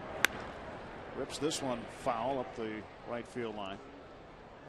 He was sent from the Expos along with Cliff Lee, who will be pitching tomorrow against the Pirates. Infielder Brandon Phillips, who's now with the Reds. And first baseman Lee Stevens in exchange for Bartolo Colon. And right-handed pitcher Tim Drew at the time. Well, Colon's worked out okay. And Phillips has worked out great for Cincinnati. And Cliff Lee won the Cy Young last year. Andy LaRoche giving it a look. And he's got it for the out. How'd that trade go again? Now, Sizemore went the same direction as Phillips and Lee? Yep. Wow, that was knowing what you were doing, huh? Yeah. That's taking some plums out of the other team's minor league system.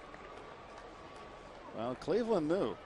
Yeah, obviously. They knew. They made some excellent decisions. And what was interesting is at the time, Pirates general manager Neil Huntington, who started his career with the Expos, knew about these guys. And he was with Cleveland at the time and may have had some influence over that deal. He probably did.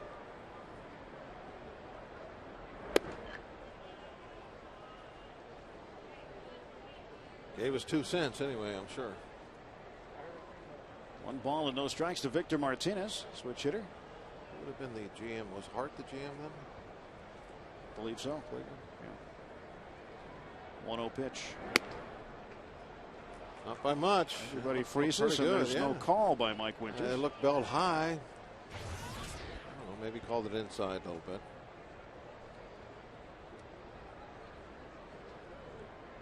.325 average, came into the ball game tonight with the 4th best average in the American League. And he chops this one off the plate. 2-1.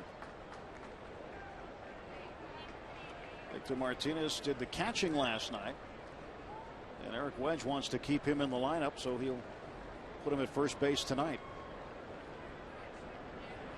just to give his body a break from having to catch. I think that's kind of a nice deal. If you're a pretty good catcher, you can play first base on a so-called off night, still get all your at-bats.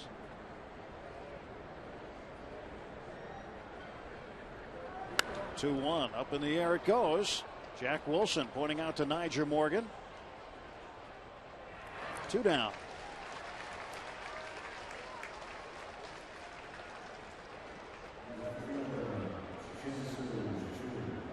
Shin-Soo Choo had a base hit and scored in the 4th inning. Reached on a fielder's choice, 1 for 2.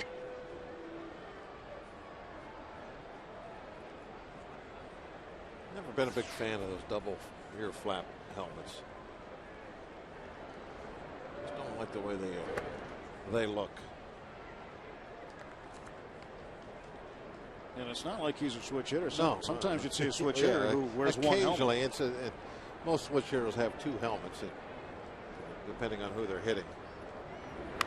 But yeah, he doesn't switch hit. That double ear flap. Andy LaRoche takes care of Choo.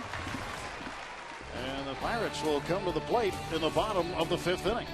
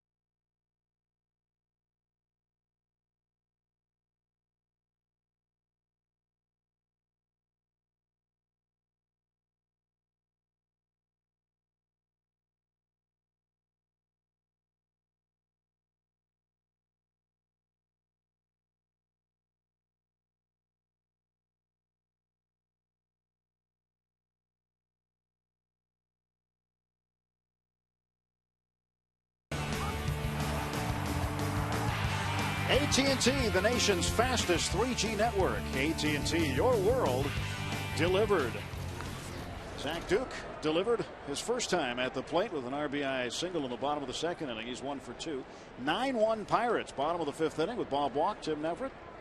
On a nice night at PNC Park, Pirates trying to even up this interleague series with the Cleveland Indians, losing last night 5-4 in the bottom of the 9th. A dramatic ending to the game. And so far, a little bit of drama. Jason Jaramillo has hit a home run, his first one in the major leagues from the left side of the plate. Jaramillo behind the plate having a good game. 2 for 3 with 2 runs batted in. And Zach Duke will take strike 2, 2-2.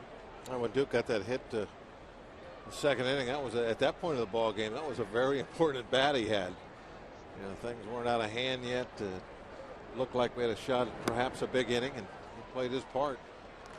So Duke goes down on strikes. Let's check out how we got to this point with tonight's game. Summary brought to you by A&L Motors. Jaramillo, single, 2-run home run. He scored twice. Adam LaRoche, 2 singles, 2 runs batted in. And the Pirate offense tonight, 12 out of 25 in a big inning. Zach Duke with an RBI single, scoring Brandon Moss. This was in the second. McCutchen, a 2-run single.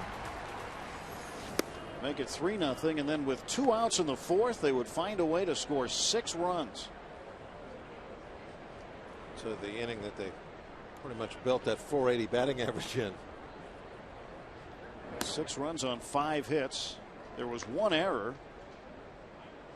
on Luis Valbuena, the shortstop, when Freddie Sanchez was at the plate. Sanchez would come around to score ultimately. And it was an inning in which there were 2 stolen bases. Nigel Morgan stole his 18th, and Adam LaRoche stole his 3rd. 2 balls and 1 strike to McCutchen. Well, we talk about the home runs now after that drought that the Pirates were in on the road trip. And McCutchen blasts this one foul and out of play. And since Jaramillo has homered tonight, they have now homered 11 times in the last 12 games, and 8 different players have hit those home runs. So they're spreading them out, and they're not really relying on 2 or 3 guys to hit all the home runs. We both thought McCutchen was going to get one last night. He hit one down the left field line that off the bat looked like it was going to go, and kind of got out there and died. He's going to start hitting some long balls. I don't think he'll ever be considered a power threat. I could see him getting to where he's going to hit 10 or 12 every year, along with a shopping cart full of triples. He's got 5 of those already. He's tied Nigel Morgan for the club lead. They're both That's why top of the list in the National League. We haven't seen him steal a lot yet, because he hasn't been hitting singles. He just hits extra bases. This one's hit pretty well, but foul. And there is our mic'd up man tonight, Nigel Morgan. Well, if he gets on, we'll hear some more of Nigel's conversations with Victor Martinez. Well, I thought he was going to pull up a chair and do a full-blown interview with him there for a moment. 3-2. And Victor Martinez gives it a look. This ball is going to drift over the dugout and into foul ground.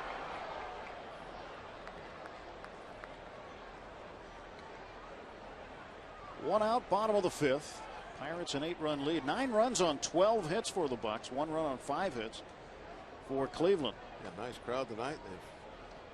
They've seen a pretty good ball game if you didn't drive down from Cleveland. A number of folks did that too. 3-2. High ball 4. 1 out walk. More from Nigel Morgan, mic'd up tonight. You gonna be ready today? Are you gonna be ready today? Hey, I got the big bull rider, everybody. I got the big bull rider.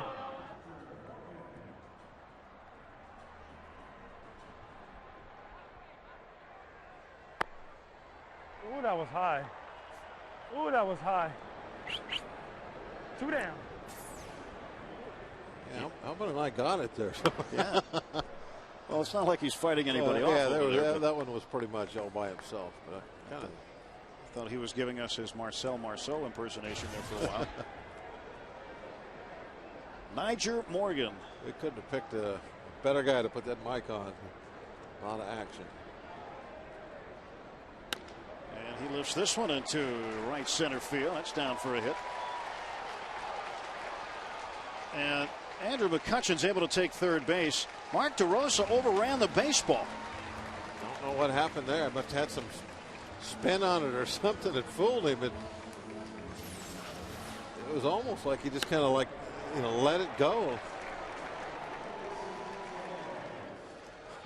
That's very strange. Really a funny looking play. And McCutchen, he'd stopped at second base. Satisfied with second base at that point. Now he says, no, I'm going. Didn't take him long to get down there either. Yeah, you kind of like, call off the dogs, get off the accelerator, whatever, with that 9-1 lead. But still, if they're going to play like that, you got to take the extra base. An error is charged to DeRosa, allowing the runner to get to third base. So the second Cleveland error tonight. Valbuena had the first one, and now DeRosa charged with one. I like that call. And this one down to third. The second for one. Carroll on the turn. That's a double play.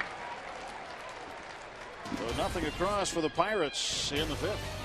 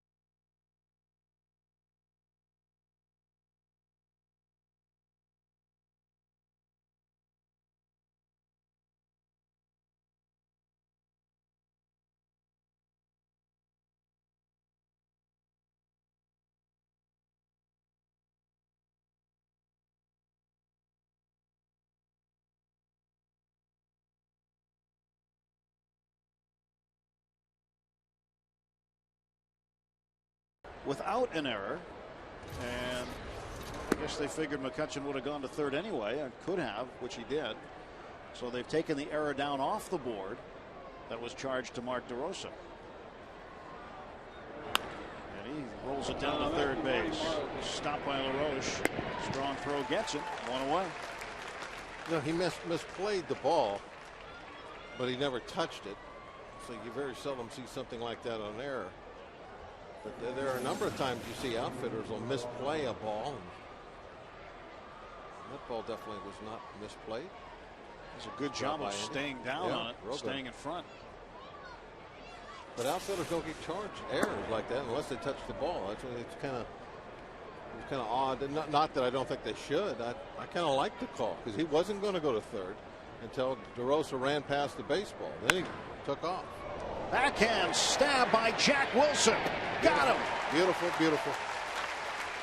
Terrific play by Jack Wilson, and there are two down. Jack has moved into sole possession of was it fourth spot now, and games played for Pirate shortstops of all time. Tied J. Bell last night. Passed him tonight. Some pretty good names in front of him on that list. Very recognizable. He's got Dick Groat in front of him. Dick Groat played shortstop in 1,242 games. A guy named Honus Wagner wasn't too bad on top of that list.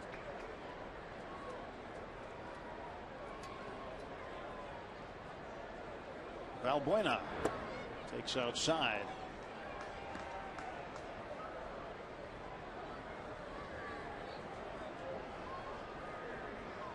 Two and one. Shot foul. That got him. I wonder how long that JR has watched the replay going off the tip of the toe. How long JR will go with Duke tonight with the game in hand? And will it be kind of a rest night for him? Well, the bullpen was pretty taxed last night. They had a lot of guys run out there. So. Yeah, that's true. That's a good point. They can't give him too much of a night off. 2-2, a swing and a miss, and he struck him out. A 1-2-3 inning. Albuena down on strikes. 9-1 Pirates.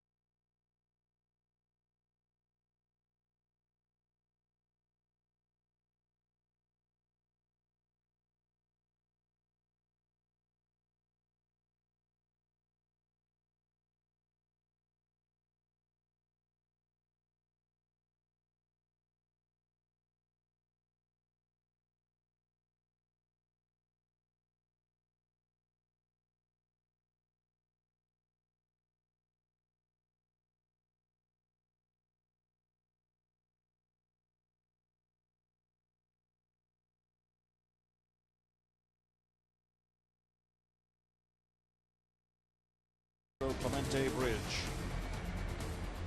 over the Allegheny. Beautiful night to be on the water. Seeing some folks out there fishing, pleasure boating. Left-hander Tony Sipp. He's the new pitcher.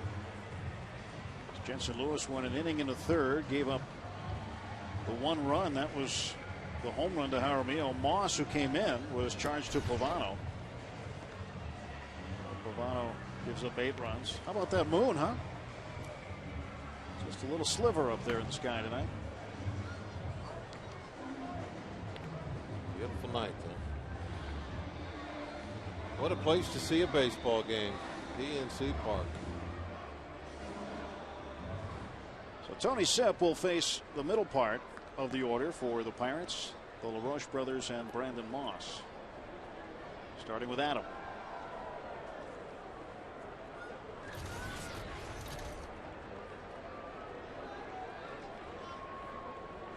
Adam tonight, pretty good night, 2 for 3. Driven in 2. He will take a strike from Sipp.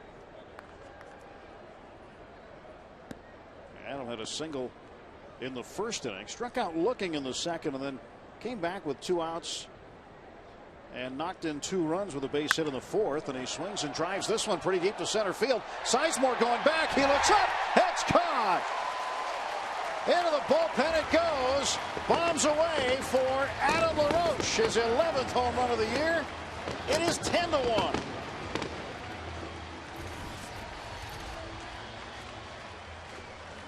Maybe Adam start to get hot with that long ball. That would be a great thing to see. If he starts pouring him over the fence, gets a belt high fastball, boom, right there, right down the middle, belt high, and he knows what to do with it. And what is interesting here is the Pirates have greeted both Indians relievers with a home run. When Jensen Lewis came in, the first man he faced was Jaramillo. He drove it out of the yard. And the first man Tony Sipp faces, LaRoche, drives it out of the yard.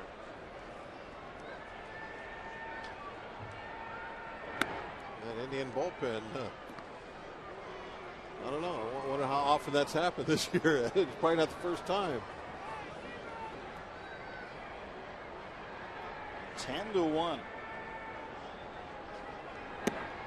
Last time there was a score like this at PNC Park, it was early in the season on a Saturday afternoon against the Atlanta Braves. A lot of fun at the ballpark tonight. Pirates would win that one 10-0. The last 10-1 game they were involved in was on the 25th of April. I beg your pardon. The 17th game of the year. It was a 10-1 win for the Bucks, and Zach Duke was pitching.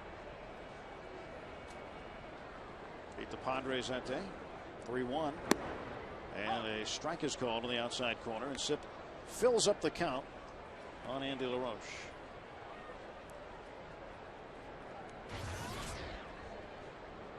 This is Sip's first year in the big leagues.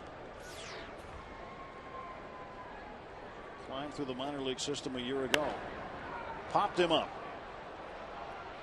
Valbuena waiting for it to come out of the sky. And that is the first out of the Pirates' 6th inning. Adam LaRoche got the fireworks going. Starting the inning off with a dinger. That shot, you can see how far down he gets on the bat. Hangs that little finger off the knob. Nice carry. Looks like a shot from the U.S. Open.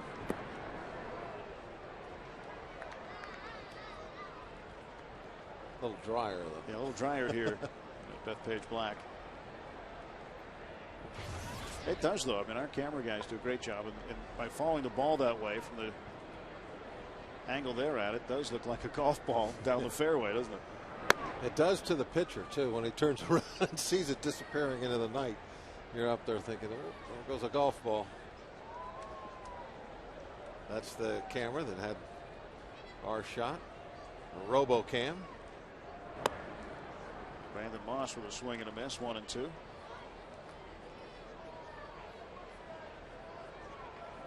That also is our splash cam. So when someone hits one over the stands like they did last night, like Adam did last night, and rolled down into the river, we have it on tape. Yes, it did get wet. There's our splash cam operator. The Parrot tonight is just performing multiple duty. Yeah, he's all over the place.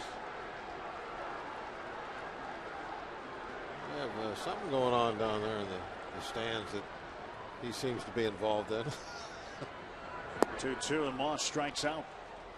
2 men are out after the home run by LaRoche. Take a look at the Coors Light freeze cam here in the 6th inning. And Jason Jaramillo gets his first home run left-handed, 2nd career home run. Got 1 from each side of the plate now. Watch how he squares up this baseball right here. Pow.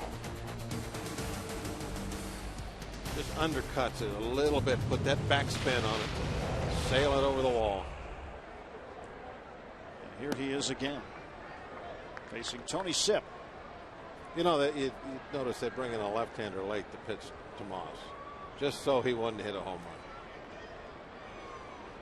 run. Oh, that's what's going on. The Parrot is after the Browns fan.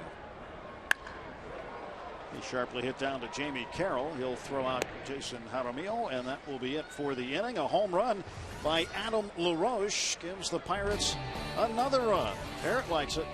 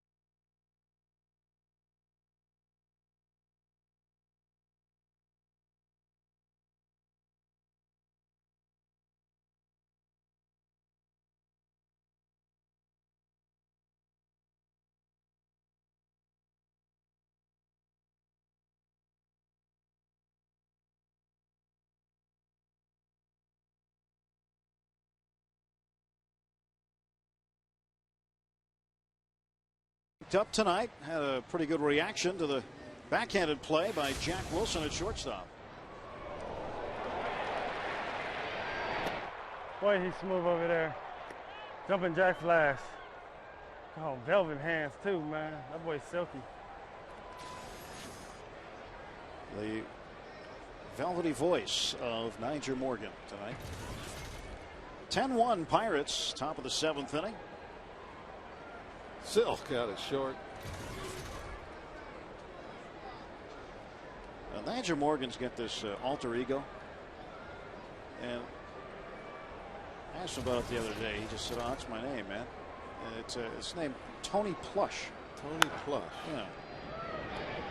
Adam LaRoche tosses it to Jesse Chavez, the new pitcher. And there's one away. Chopper grounds out. Well, JR does give Duke a short night, a little rest with this big lead. As Jesse is out of the pen. Tony Plush, though. Did he say how he decided to come up with that? I really don't know. I really don't know. He might not either. You never know. He might not either. Tony Plush. And with a last name like Morgan, he refers to the area that he covers in left field as Morgantown. Morgantown, yes. Yes, so he's welcoming us into his world tonight. Freddie Sanchez, great backhanded stab, and he throws him out. Ben Francisco, the pinch hitter, gunned out by Freddie Sanchez. A terrific backhand on a ball hit up the middle. Call him Silk and Velvet. Right up the middle, yeah. Right it's going up to center field. That ball went over the rubber. Right over the rubber. Freddie Sanchez having an all-star year. Now, Freddie's got very, very soft hands. When they hit his glove, they stick. He will not miss many that hit the leather.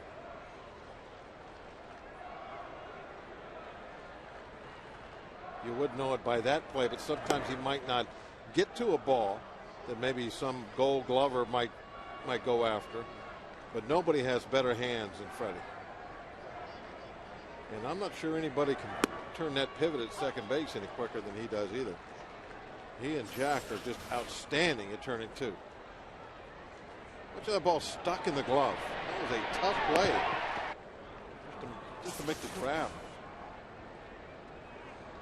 1-2 pitch. And Carroll hits it up in the air. Shallow right. Sanchez out, called off by Moss. And that's the inning. 7 pitches for Jesse Chavez to get out of the inning. 7th inning stretch. Our score through 6.5. The Pirates 10, Indians 1. The 7th inning stretch brought to you by our friends at Levin Furniture.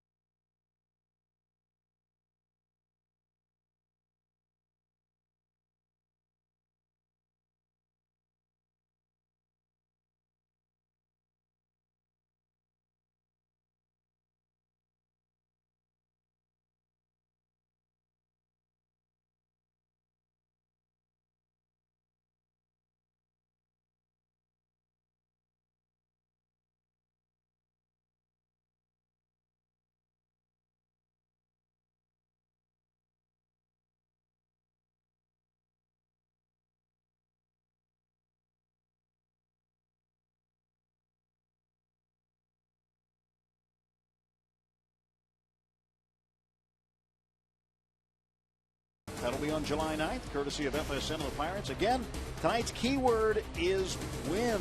Log on to FSNinsider.com. Somebody's been picking some great keywords lately. How could you forget that one tonight? Win. It's 10-1. Well, we've got some changes defensively in the infield as Eric Wedge has turned some things around here. New pitcher is on as well. Jamie Carroll down there at third.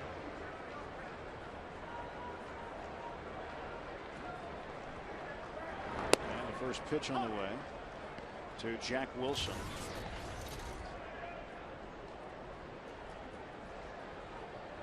One strike to Jack Wilson. He is 1 for 3. Josh Barfield out at second base.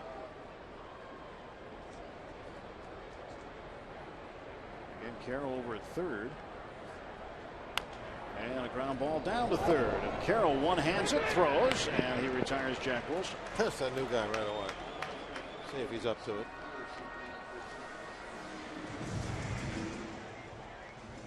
Joe Smith getting to work now on the mound for the Indians. He gets the first out. Here's the pinch hitter, Steve Pearce.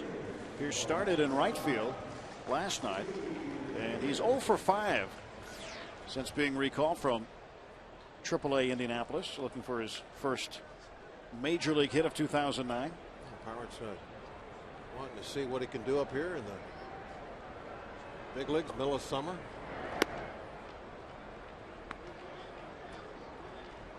He's been impressive in the minors.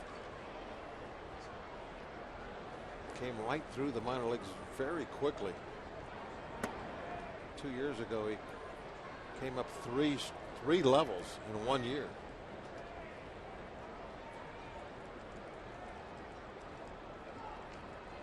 It's getting pretty close to make a decision on what type of player that Pearce is going to be up here.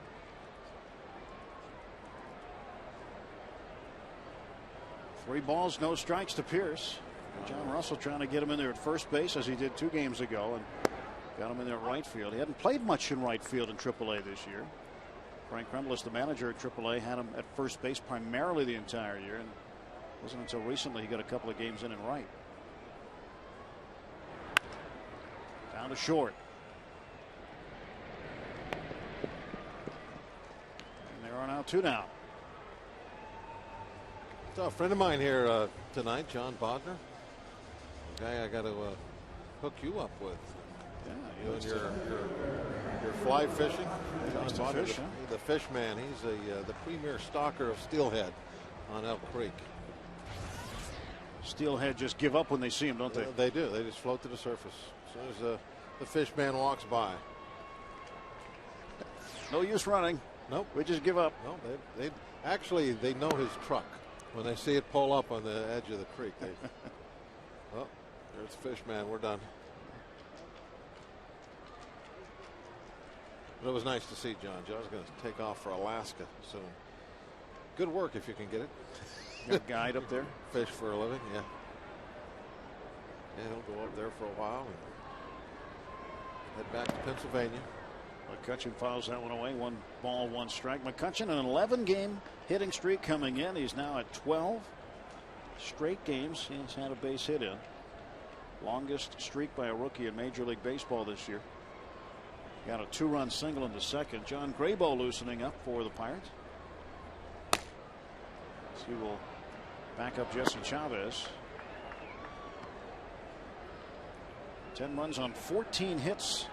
1 run on 5 hits for the Tribe.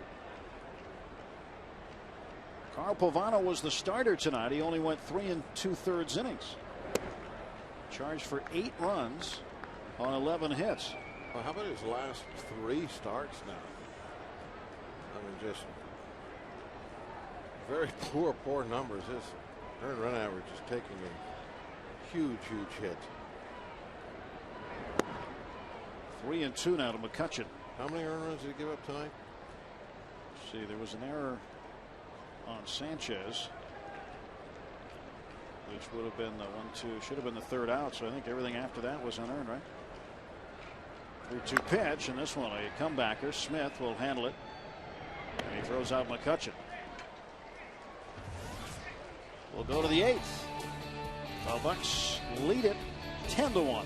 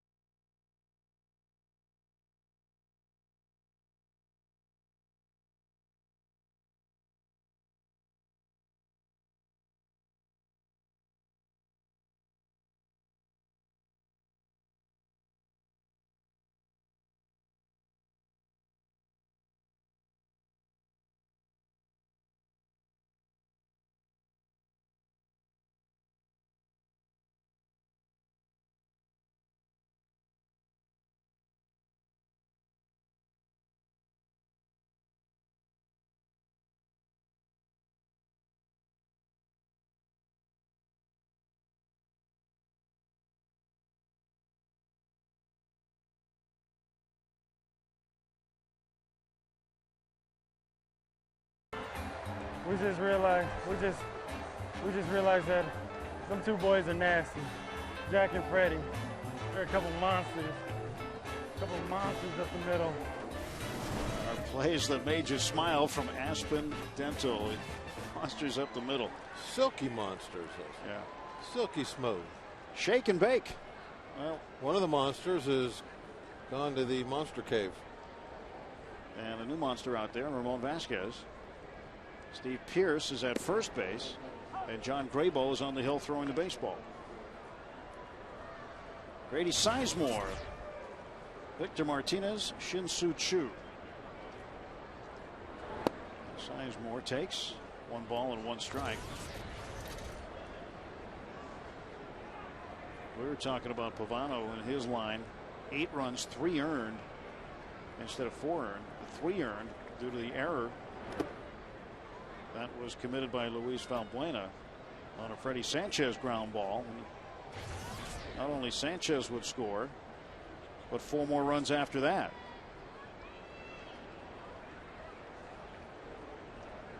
Chavez, a clean inning of relief. And Sizemore hits this one to center field and deep. Going back, McCutchen. On the track, he makes the catch. Had it all the way. Sizemore is 0 for 4. Take a look at it again off the bat. Boom, that sounded great. Looks like trouble. But right about now, you can see that McCutchen's got the beat on as he turns to face the infield. Last couple of steps, just backpedaling.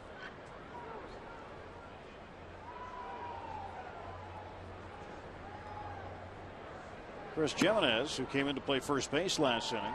Wholesale changes in the infield for Eric Wedge's Indians. Peralta moved to short. Valbuena came out of the game. Carroll moved from second to third. Barfield in at second. And Jimenez at first. Changed the entire infield around. Jimenez out of the University of Nevada, Reno.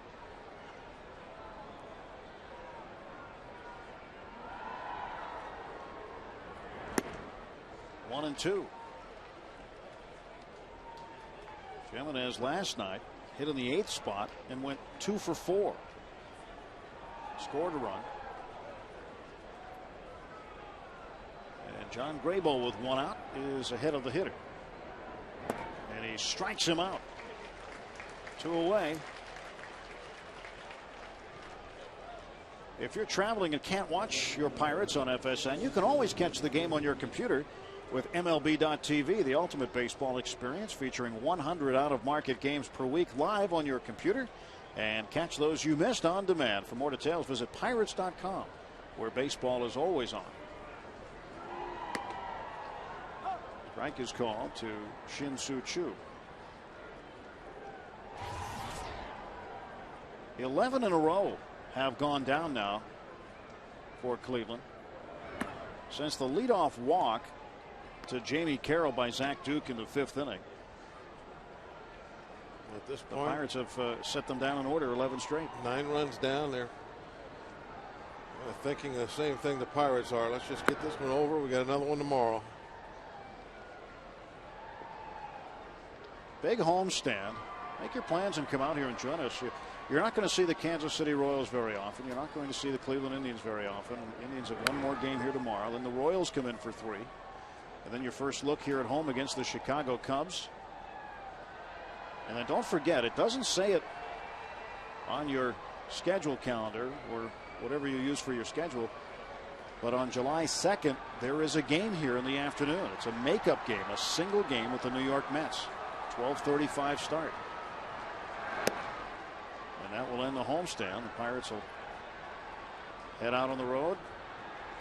A 3-city tour coming up: Houston, Miami, and Philadelphia. That'll lead us into the All-Star break. Cut and a miss, and Choo goes down on strikes. That's a great inning for John Grabo. He gets 3 in a row and strikes out 2.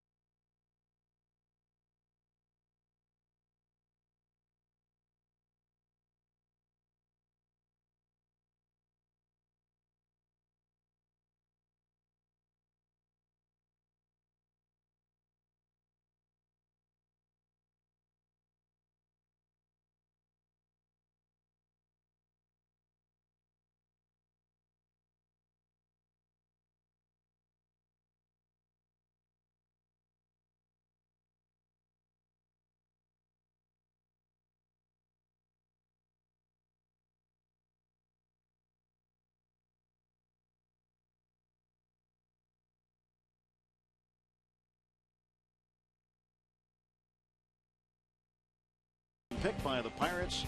His first Double-A home run tonight, a 2-run shot, as he's helping out the Altoona curve. But keep an eye on Pedro Alvarez and a new pitcher, Rafael Perez. Not very good looking numbers there. Look at the opponent batting average and the walks. Opponent's hitting close to 400 and 14 walks in 19 innings.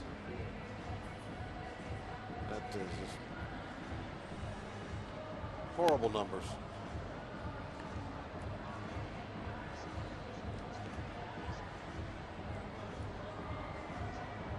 Coming up, Niger Morgan, Tony Freddie Sanchez Swat. Get back to that in a second. If you miss a big play from this game, got a perfect solution for you.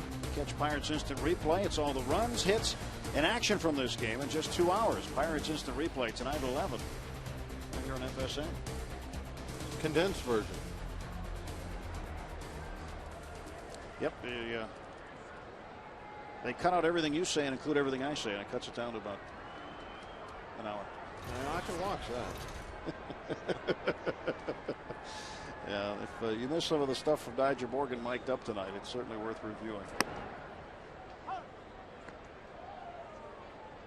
No balls and a strike. Yeah, we're going to have to do this again with Niger. It's been a lot of fun tonight. Well, we got to find another volunteer too.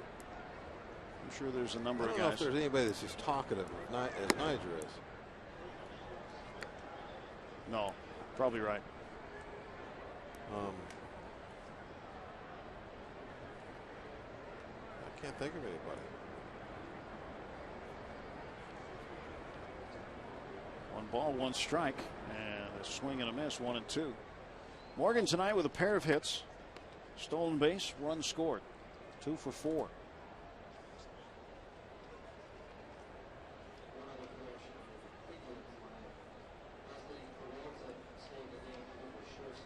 One ball and 2 strikes, nobody out here in the bottom of the 8th inning. Pirates with a 6th spot in the 4th. That's been the big key to this game. They added a single run in the 6th on a home run by Adam LaRoche to lead off the inning. Jason Jaramillo has also homered tonight. Yeah, this right here, kind of a meaningless type at bat with the game out of hand. But for Niger, I mean, this is where he needs to start making some improvement, and that's the hitting against these left-hand pitchers. Well, this is a chance for him to work on that part of his game a little bit.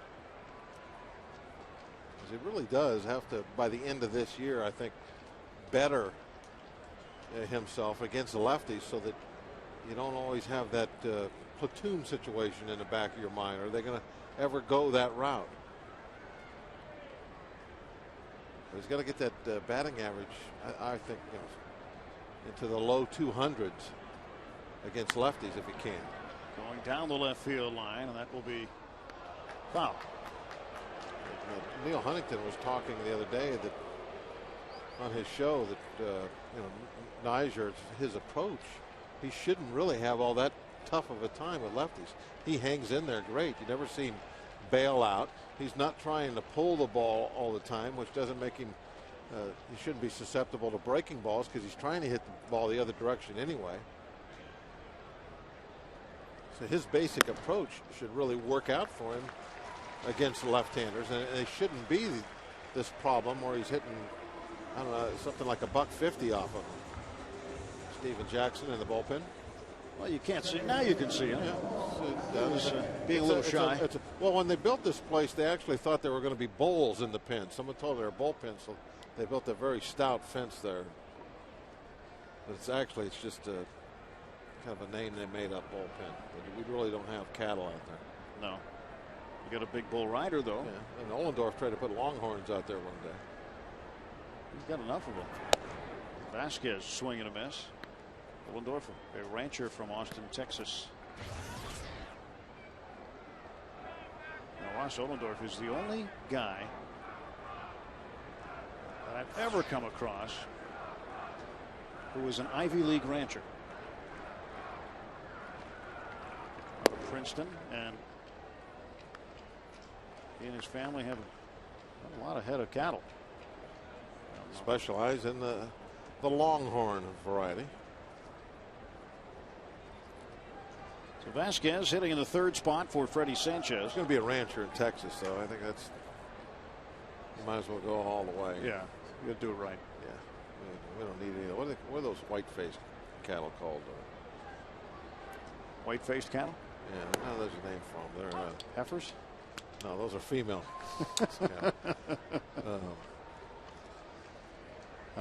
Let's see. Cows? I can't get Holstein out of my mind, but that's not it. They are. You would think somebody down in the caravan would let me know. Herefords. Herefords. Yes. Okay. Herefords. You can't have Herefords. You got to have Longhorns. Yeah. I'll take your word for it. You don't know your cows, huh? You got Herefords, Holsteins, Longhorns, Brahmas. I can't think of any others. And tonight's lesson is over. 2 balls, 2 strikes. Inside, 3-2.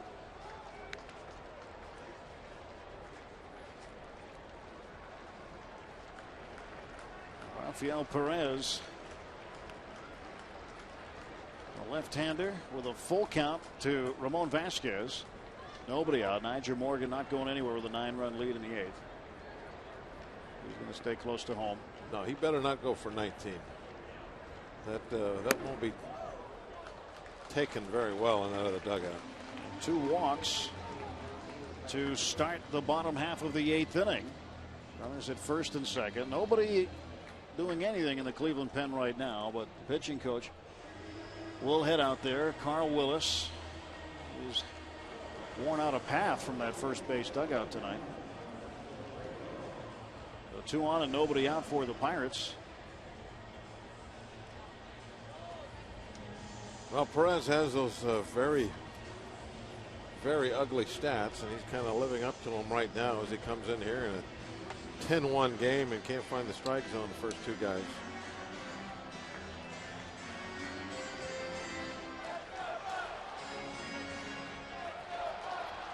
He pitched in that game the other night that you were talking about. I think that June 15th game with yeah, Milwaukee. He came in, gave up that big home run to Prince. Prince Field, yeah, that's right. He gave up a line drive grand slam home run to dead center to Prince Fielder, in which the Brewers would take the lead, ultimately win that game 14-12.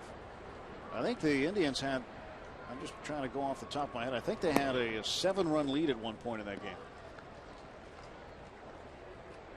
And they were cruising.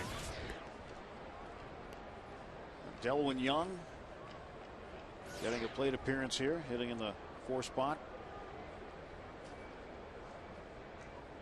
So 2 on, nobody out. Young, switch hitter, batting right-handed. He will chop this one foul. 1 ball and 1 strike. We were talking about Ohlendorf, not the cattle, but Ohlendorf, the pitcher, and he is pitching tomorrow against last year's American League Cy Young Award winner Cliff Lee. That's tomorrow night's matchup.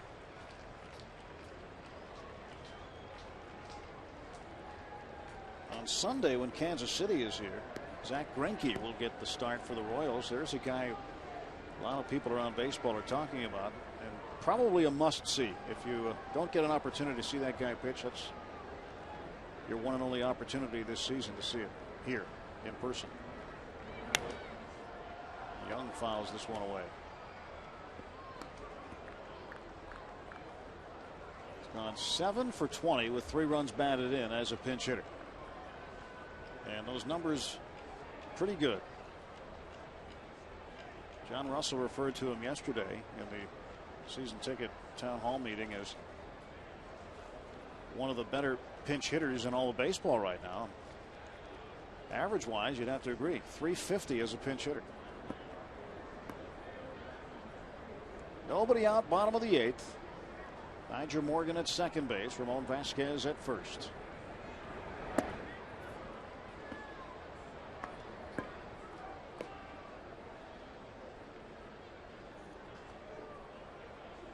Two balls, 2 strikes to Delwyn Young.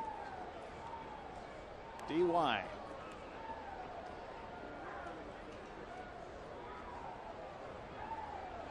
Delwyn Young and Andy LaRoche were both in the Dodgers organization last year. And he hits this one up in the air foul. And they both played together in AAA in Las Vegas. Kind of a fun city to have to work in. Seth Smith of the Rockies has been getting it done. Matt Diaz of Atlanta also. He hurt us the other night. Came up with a big pinch hit. Nate Sherholz from the Giants. He was an Olympian last summer.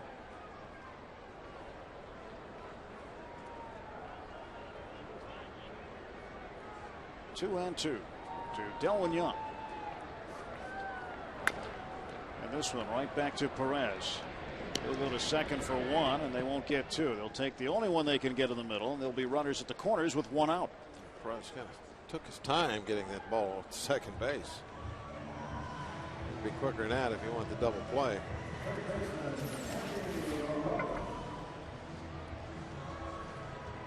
Yeah, you would love to have these situations, you know, all the time, and when you get one back to the mound, I mean, you don't want to let it get away from you. And he just Very slow, kind of caught the ball, took a nice crow hop, made the throw to second base. He was just making sure one. Down to third. Carroll to Barfield for one. Back to first. That's the around the horn double play. Some quickness. And that'll do it for the 8th inning. Pirates trying to close this one out. We'll go to the top of the 9th next.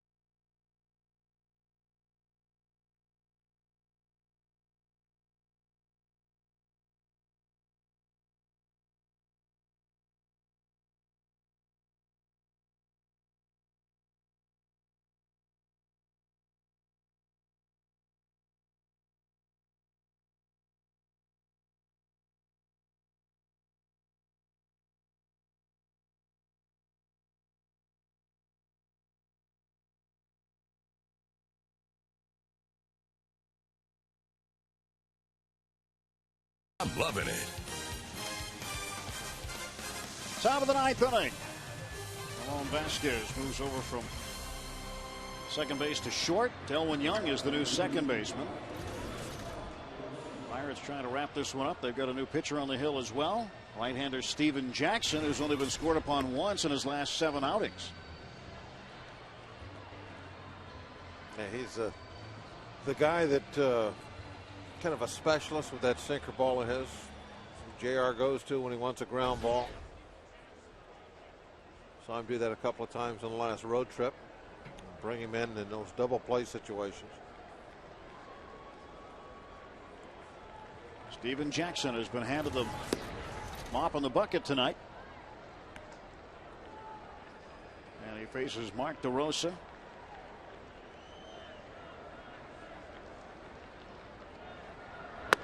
Two balls and no strikes. And there is Morgantown. It has been fun out there visiting with him tonight. He gets the fans fired up every ballpark he goes to. Wrigley Field especially. There was more conversation between Morgan and the fans who were sitting in the left field bleachers at Wrigley Field than anywhere else. And not that there hasn't been a lot of conversation everywhere else. 3-0 delivered for a strike. Jackson trying to come back on DeRosa. After he did his snow angel at home plate, he hit one off his foot. And then after a couple of minutes of laying there, he jumped up and nothing was wrong. Ball's lifted easily out to right field. First out of the 9th. And of course, now when he gets out to left field, the bleachers at Wrigley are just all over him, all over him. And he gave him one of those Captain Morgan stances from the commercials, and all of a sudden now they're loving him. But he knows how to diffuse that opposition crowd to get them on his side. He plays with them, talks to them, and before you know it, it's the 5th inning and they're rooting for him. Crazy to see. He's just got that kind of personality. Johnny Peralta 1 out of 3 tonight. Average of 260. 1-0 pitch. And this one pretty well struck. Rolling back after it, McCutchen and Morgan. And Morgan, well, cut in front of him. And Morgan tells McCutchen, hey, I'm wearing the mic. I have priority out here. Well, you know what? We always wondered, well, who called it? Who called it? Who called it? Well, we might have a little inside track on that. We will have audio evidence. You can see him. Oh, yeah, definitely was calling that. Yeah. But the thing you never know was McCutchen at the same exact time yelling, I got it, I got it. That's every now and then that'll happen, and you don't hear the other guy. Well, Barfield behind, and these guys are just having a blast out there.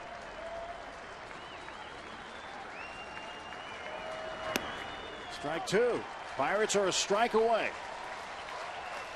Looking for win number 32. Putting an end to a 5-game skid. Here's the 0-2. Down to third. And it's off the glove of Andy LaRoche. And Barfield extends the game. Goes a hit. That's a ball that Andy catches most of the time, as we have seen all year. He's a very solid glove man down at third base. You don't see too many of them go off the tip of the glove. Looks like he kind of came up with the glove just a little bit. Thought he was going to get a little higher bounce. It is a base hit. 2-out single for Barfield. Now Kelly Shopping to catch it. Jackson was a pickup from the Yankees. And the Pirates thought enough of him to elevate him over others in the minor league system. Brought him right to the big leagues after he had a trip to Indianapolis.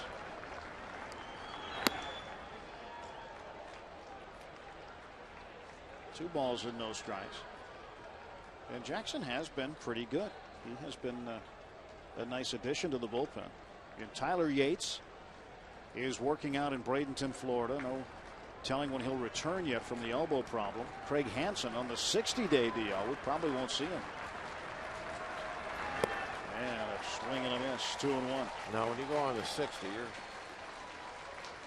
put on the very, very back burner. And if we see him, it probably would be September.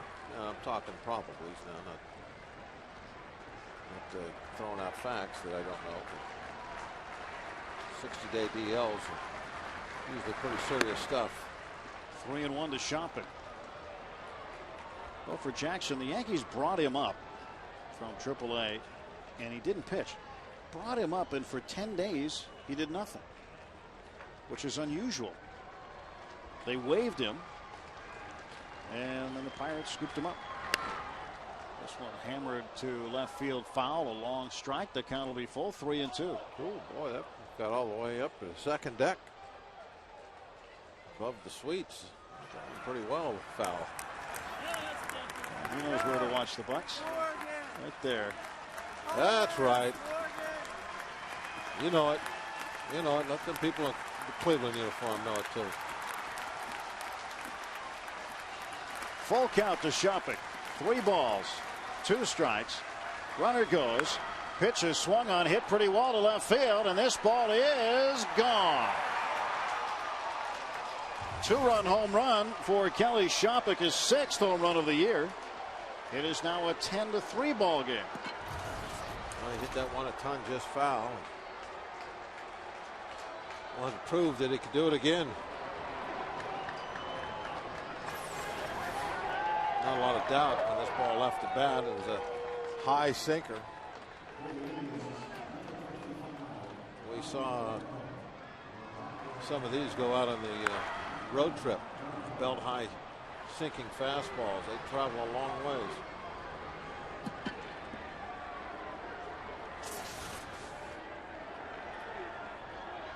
It's the 3rd time he's been scored on out of the pen. Ryan Garco will hit in that 9th spot. Ryan And Garco, a .253 hitter, 6 homers and 28 runs batted in for the Tribe. As the Bucks are trying to finish this one up. 2 outs, top of the 9th inning. And Garco down to third. Andy LaRoche has trouble.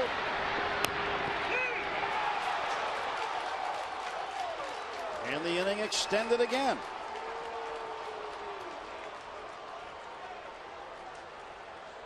Jerry Lane had to be awfully tempted just to put a stop to this one, but barely beat it out.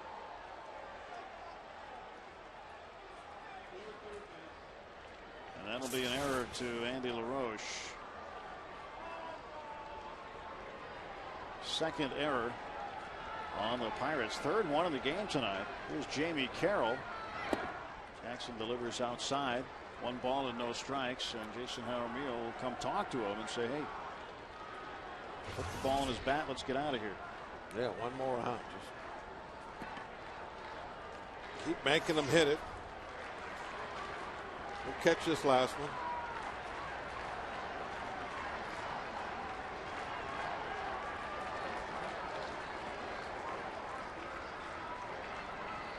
Jamie Carroll awaits the Steven Jackson offering. And it is a fastball strike. Carroll tonight doubled in his first at bat in the first inning, and that's been it. Struck out, walked, and flied out.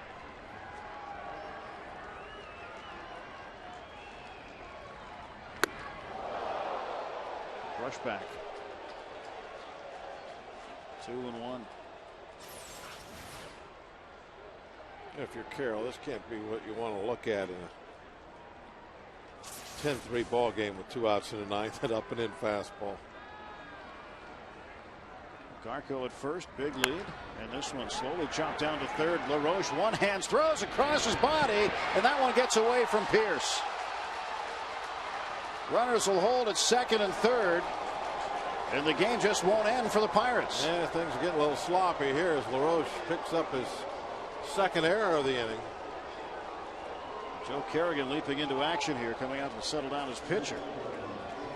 Yeah, no reason to even have any concern whatsoever. This is still a 7-run ball game, and we're just getting 1 more out.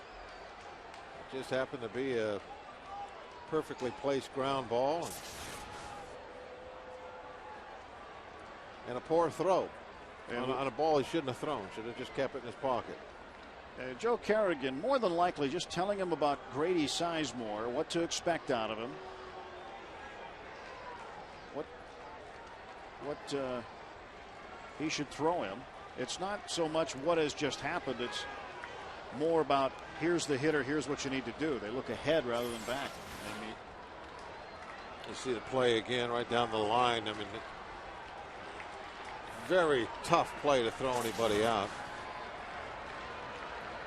Sizemore 0 for 4, and he hits this one up in the air to right field. Going back on it, Moss. He looks up, it's gone. A 3-run shot. Grady Sizemore. It's now 10-6.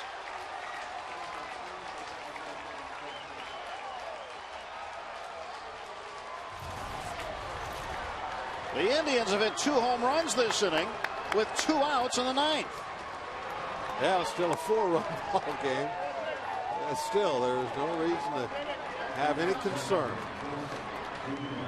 We are going to get this last out. 5 runs have come across in the 9th, and all with 2 outs.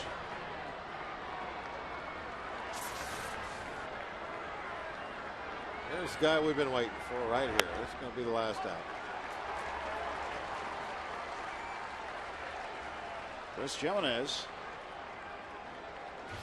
0-1. Get that sinker down around the knees. Ground ball to Andy. Let's just get a ground ball to Andy. Let him end the night on a good one. 2 errors by LaRoche here in the 9th inning. A home run by Sizemore, a home run by Shopping.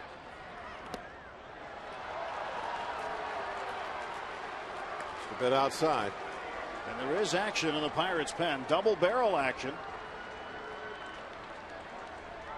Joe Kerrigan and John Russell don't want to waste this opportunity here. It's starting to get a little scary.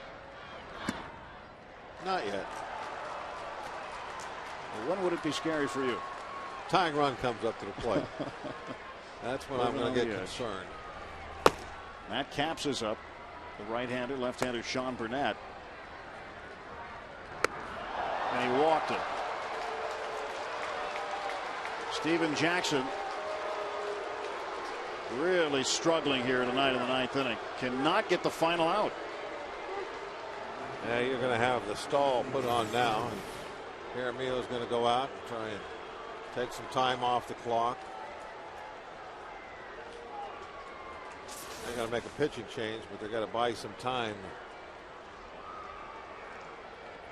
Well, you'd think the move here would be Burnett, get the lefty on the lefty. And now home plate umpire Mike Winters clapping his hands, trying to get the pitcher and catcher's attention, saying, hey, let's go, let's go. He knows what's going on.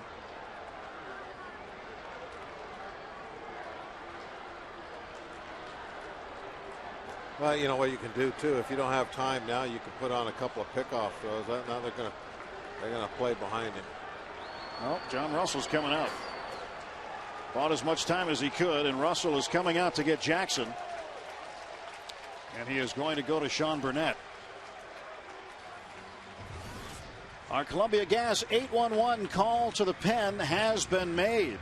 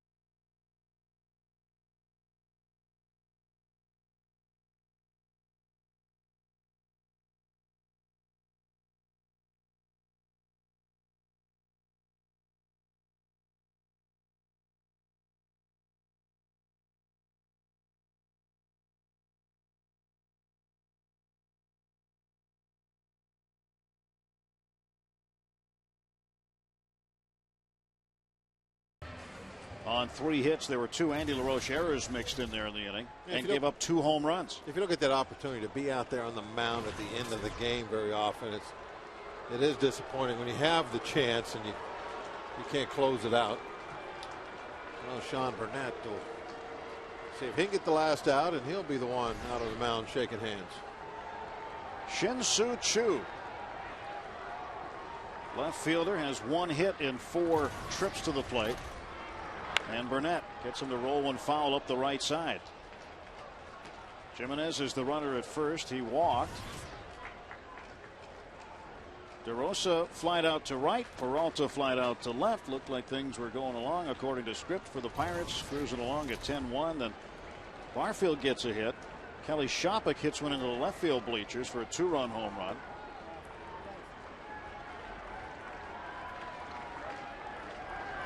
One pitch fouled away. Another hit, another error, and Grady Sizemore with 2 on and 2 outs hits one into the right field seats for a 3-run home run.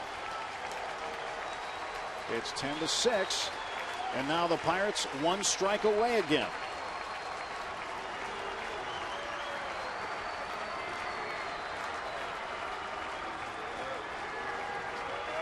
Burnett The stretch and the 0-2.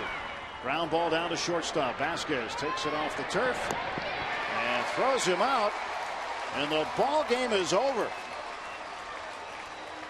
Wipe the sweat off your brow. The Pirates get a win and even up this 3-game series. Raising the flag out in center field. Yeah, they picked up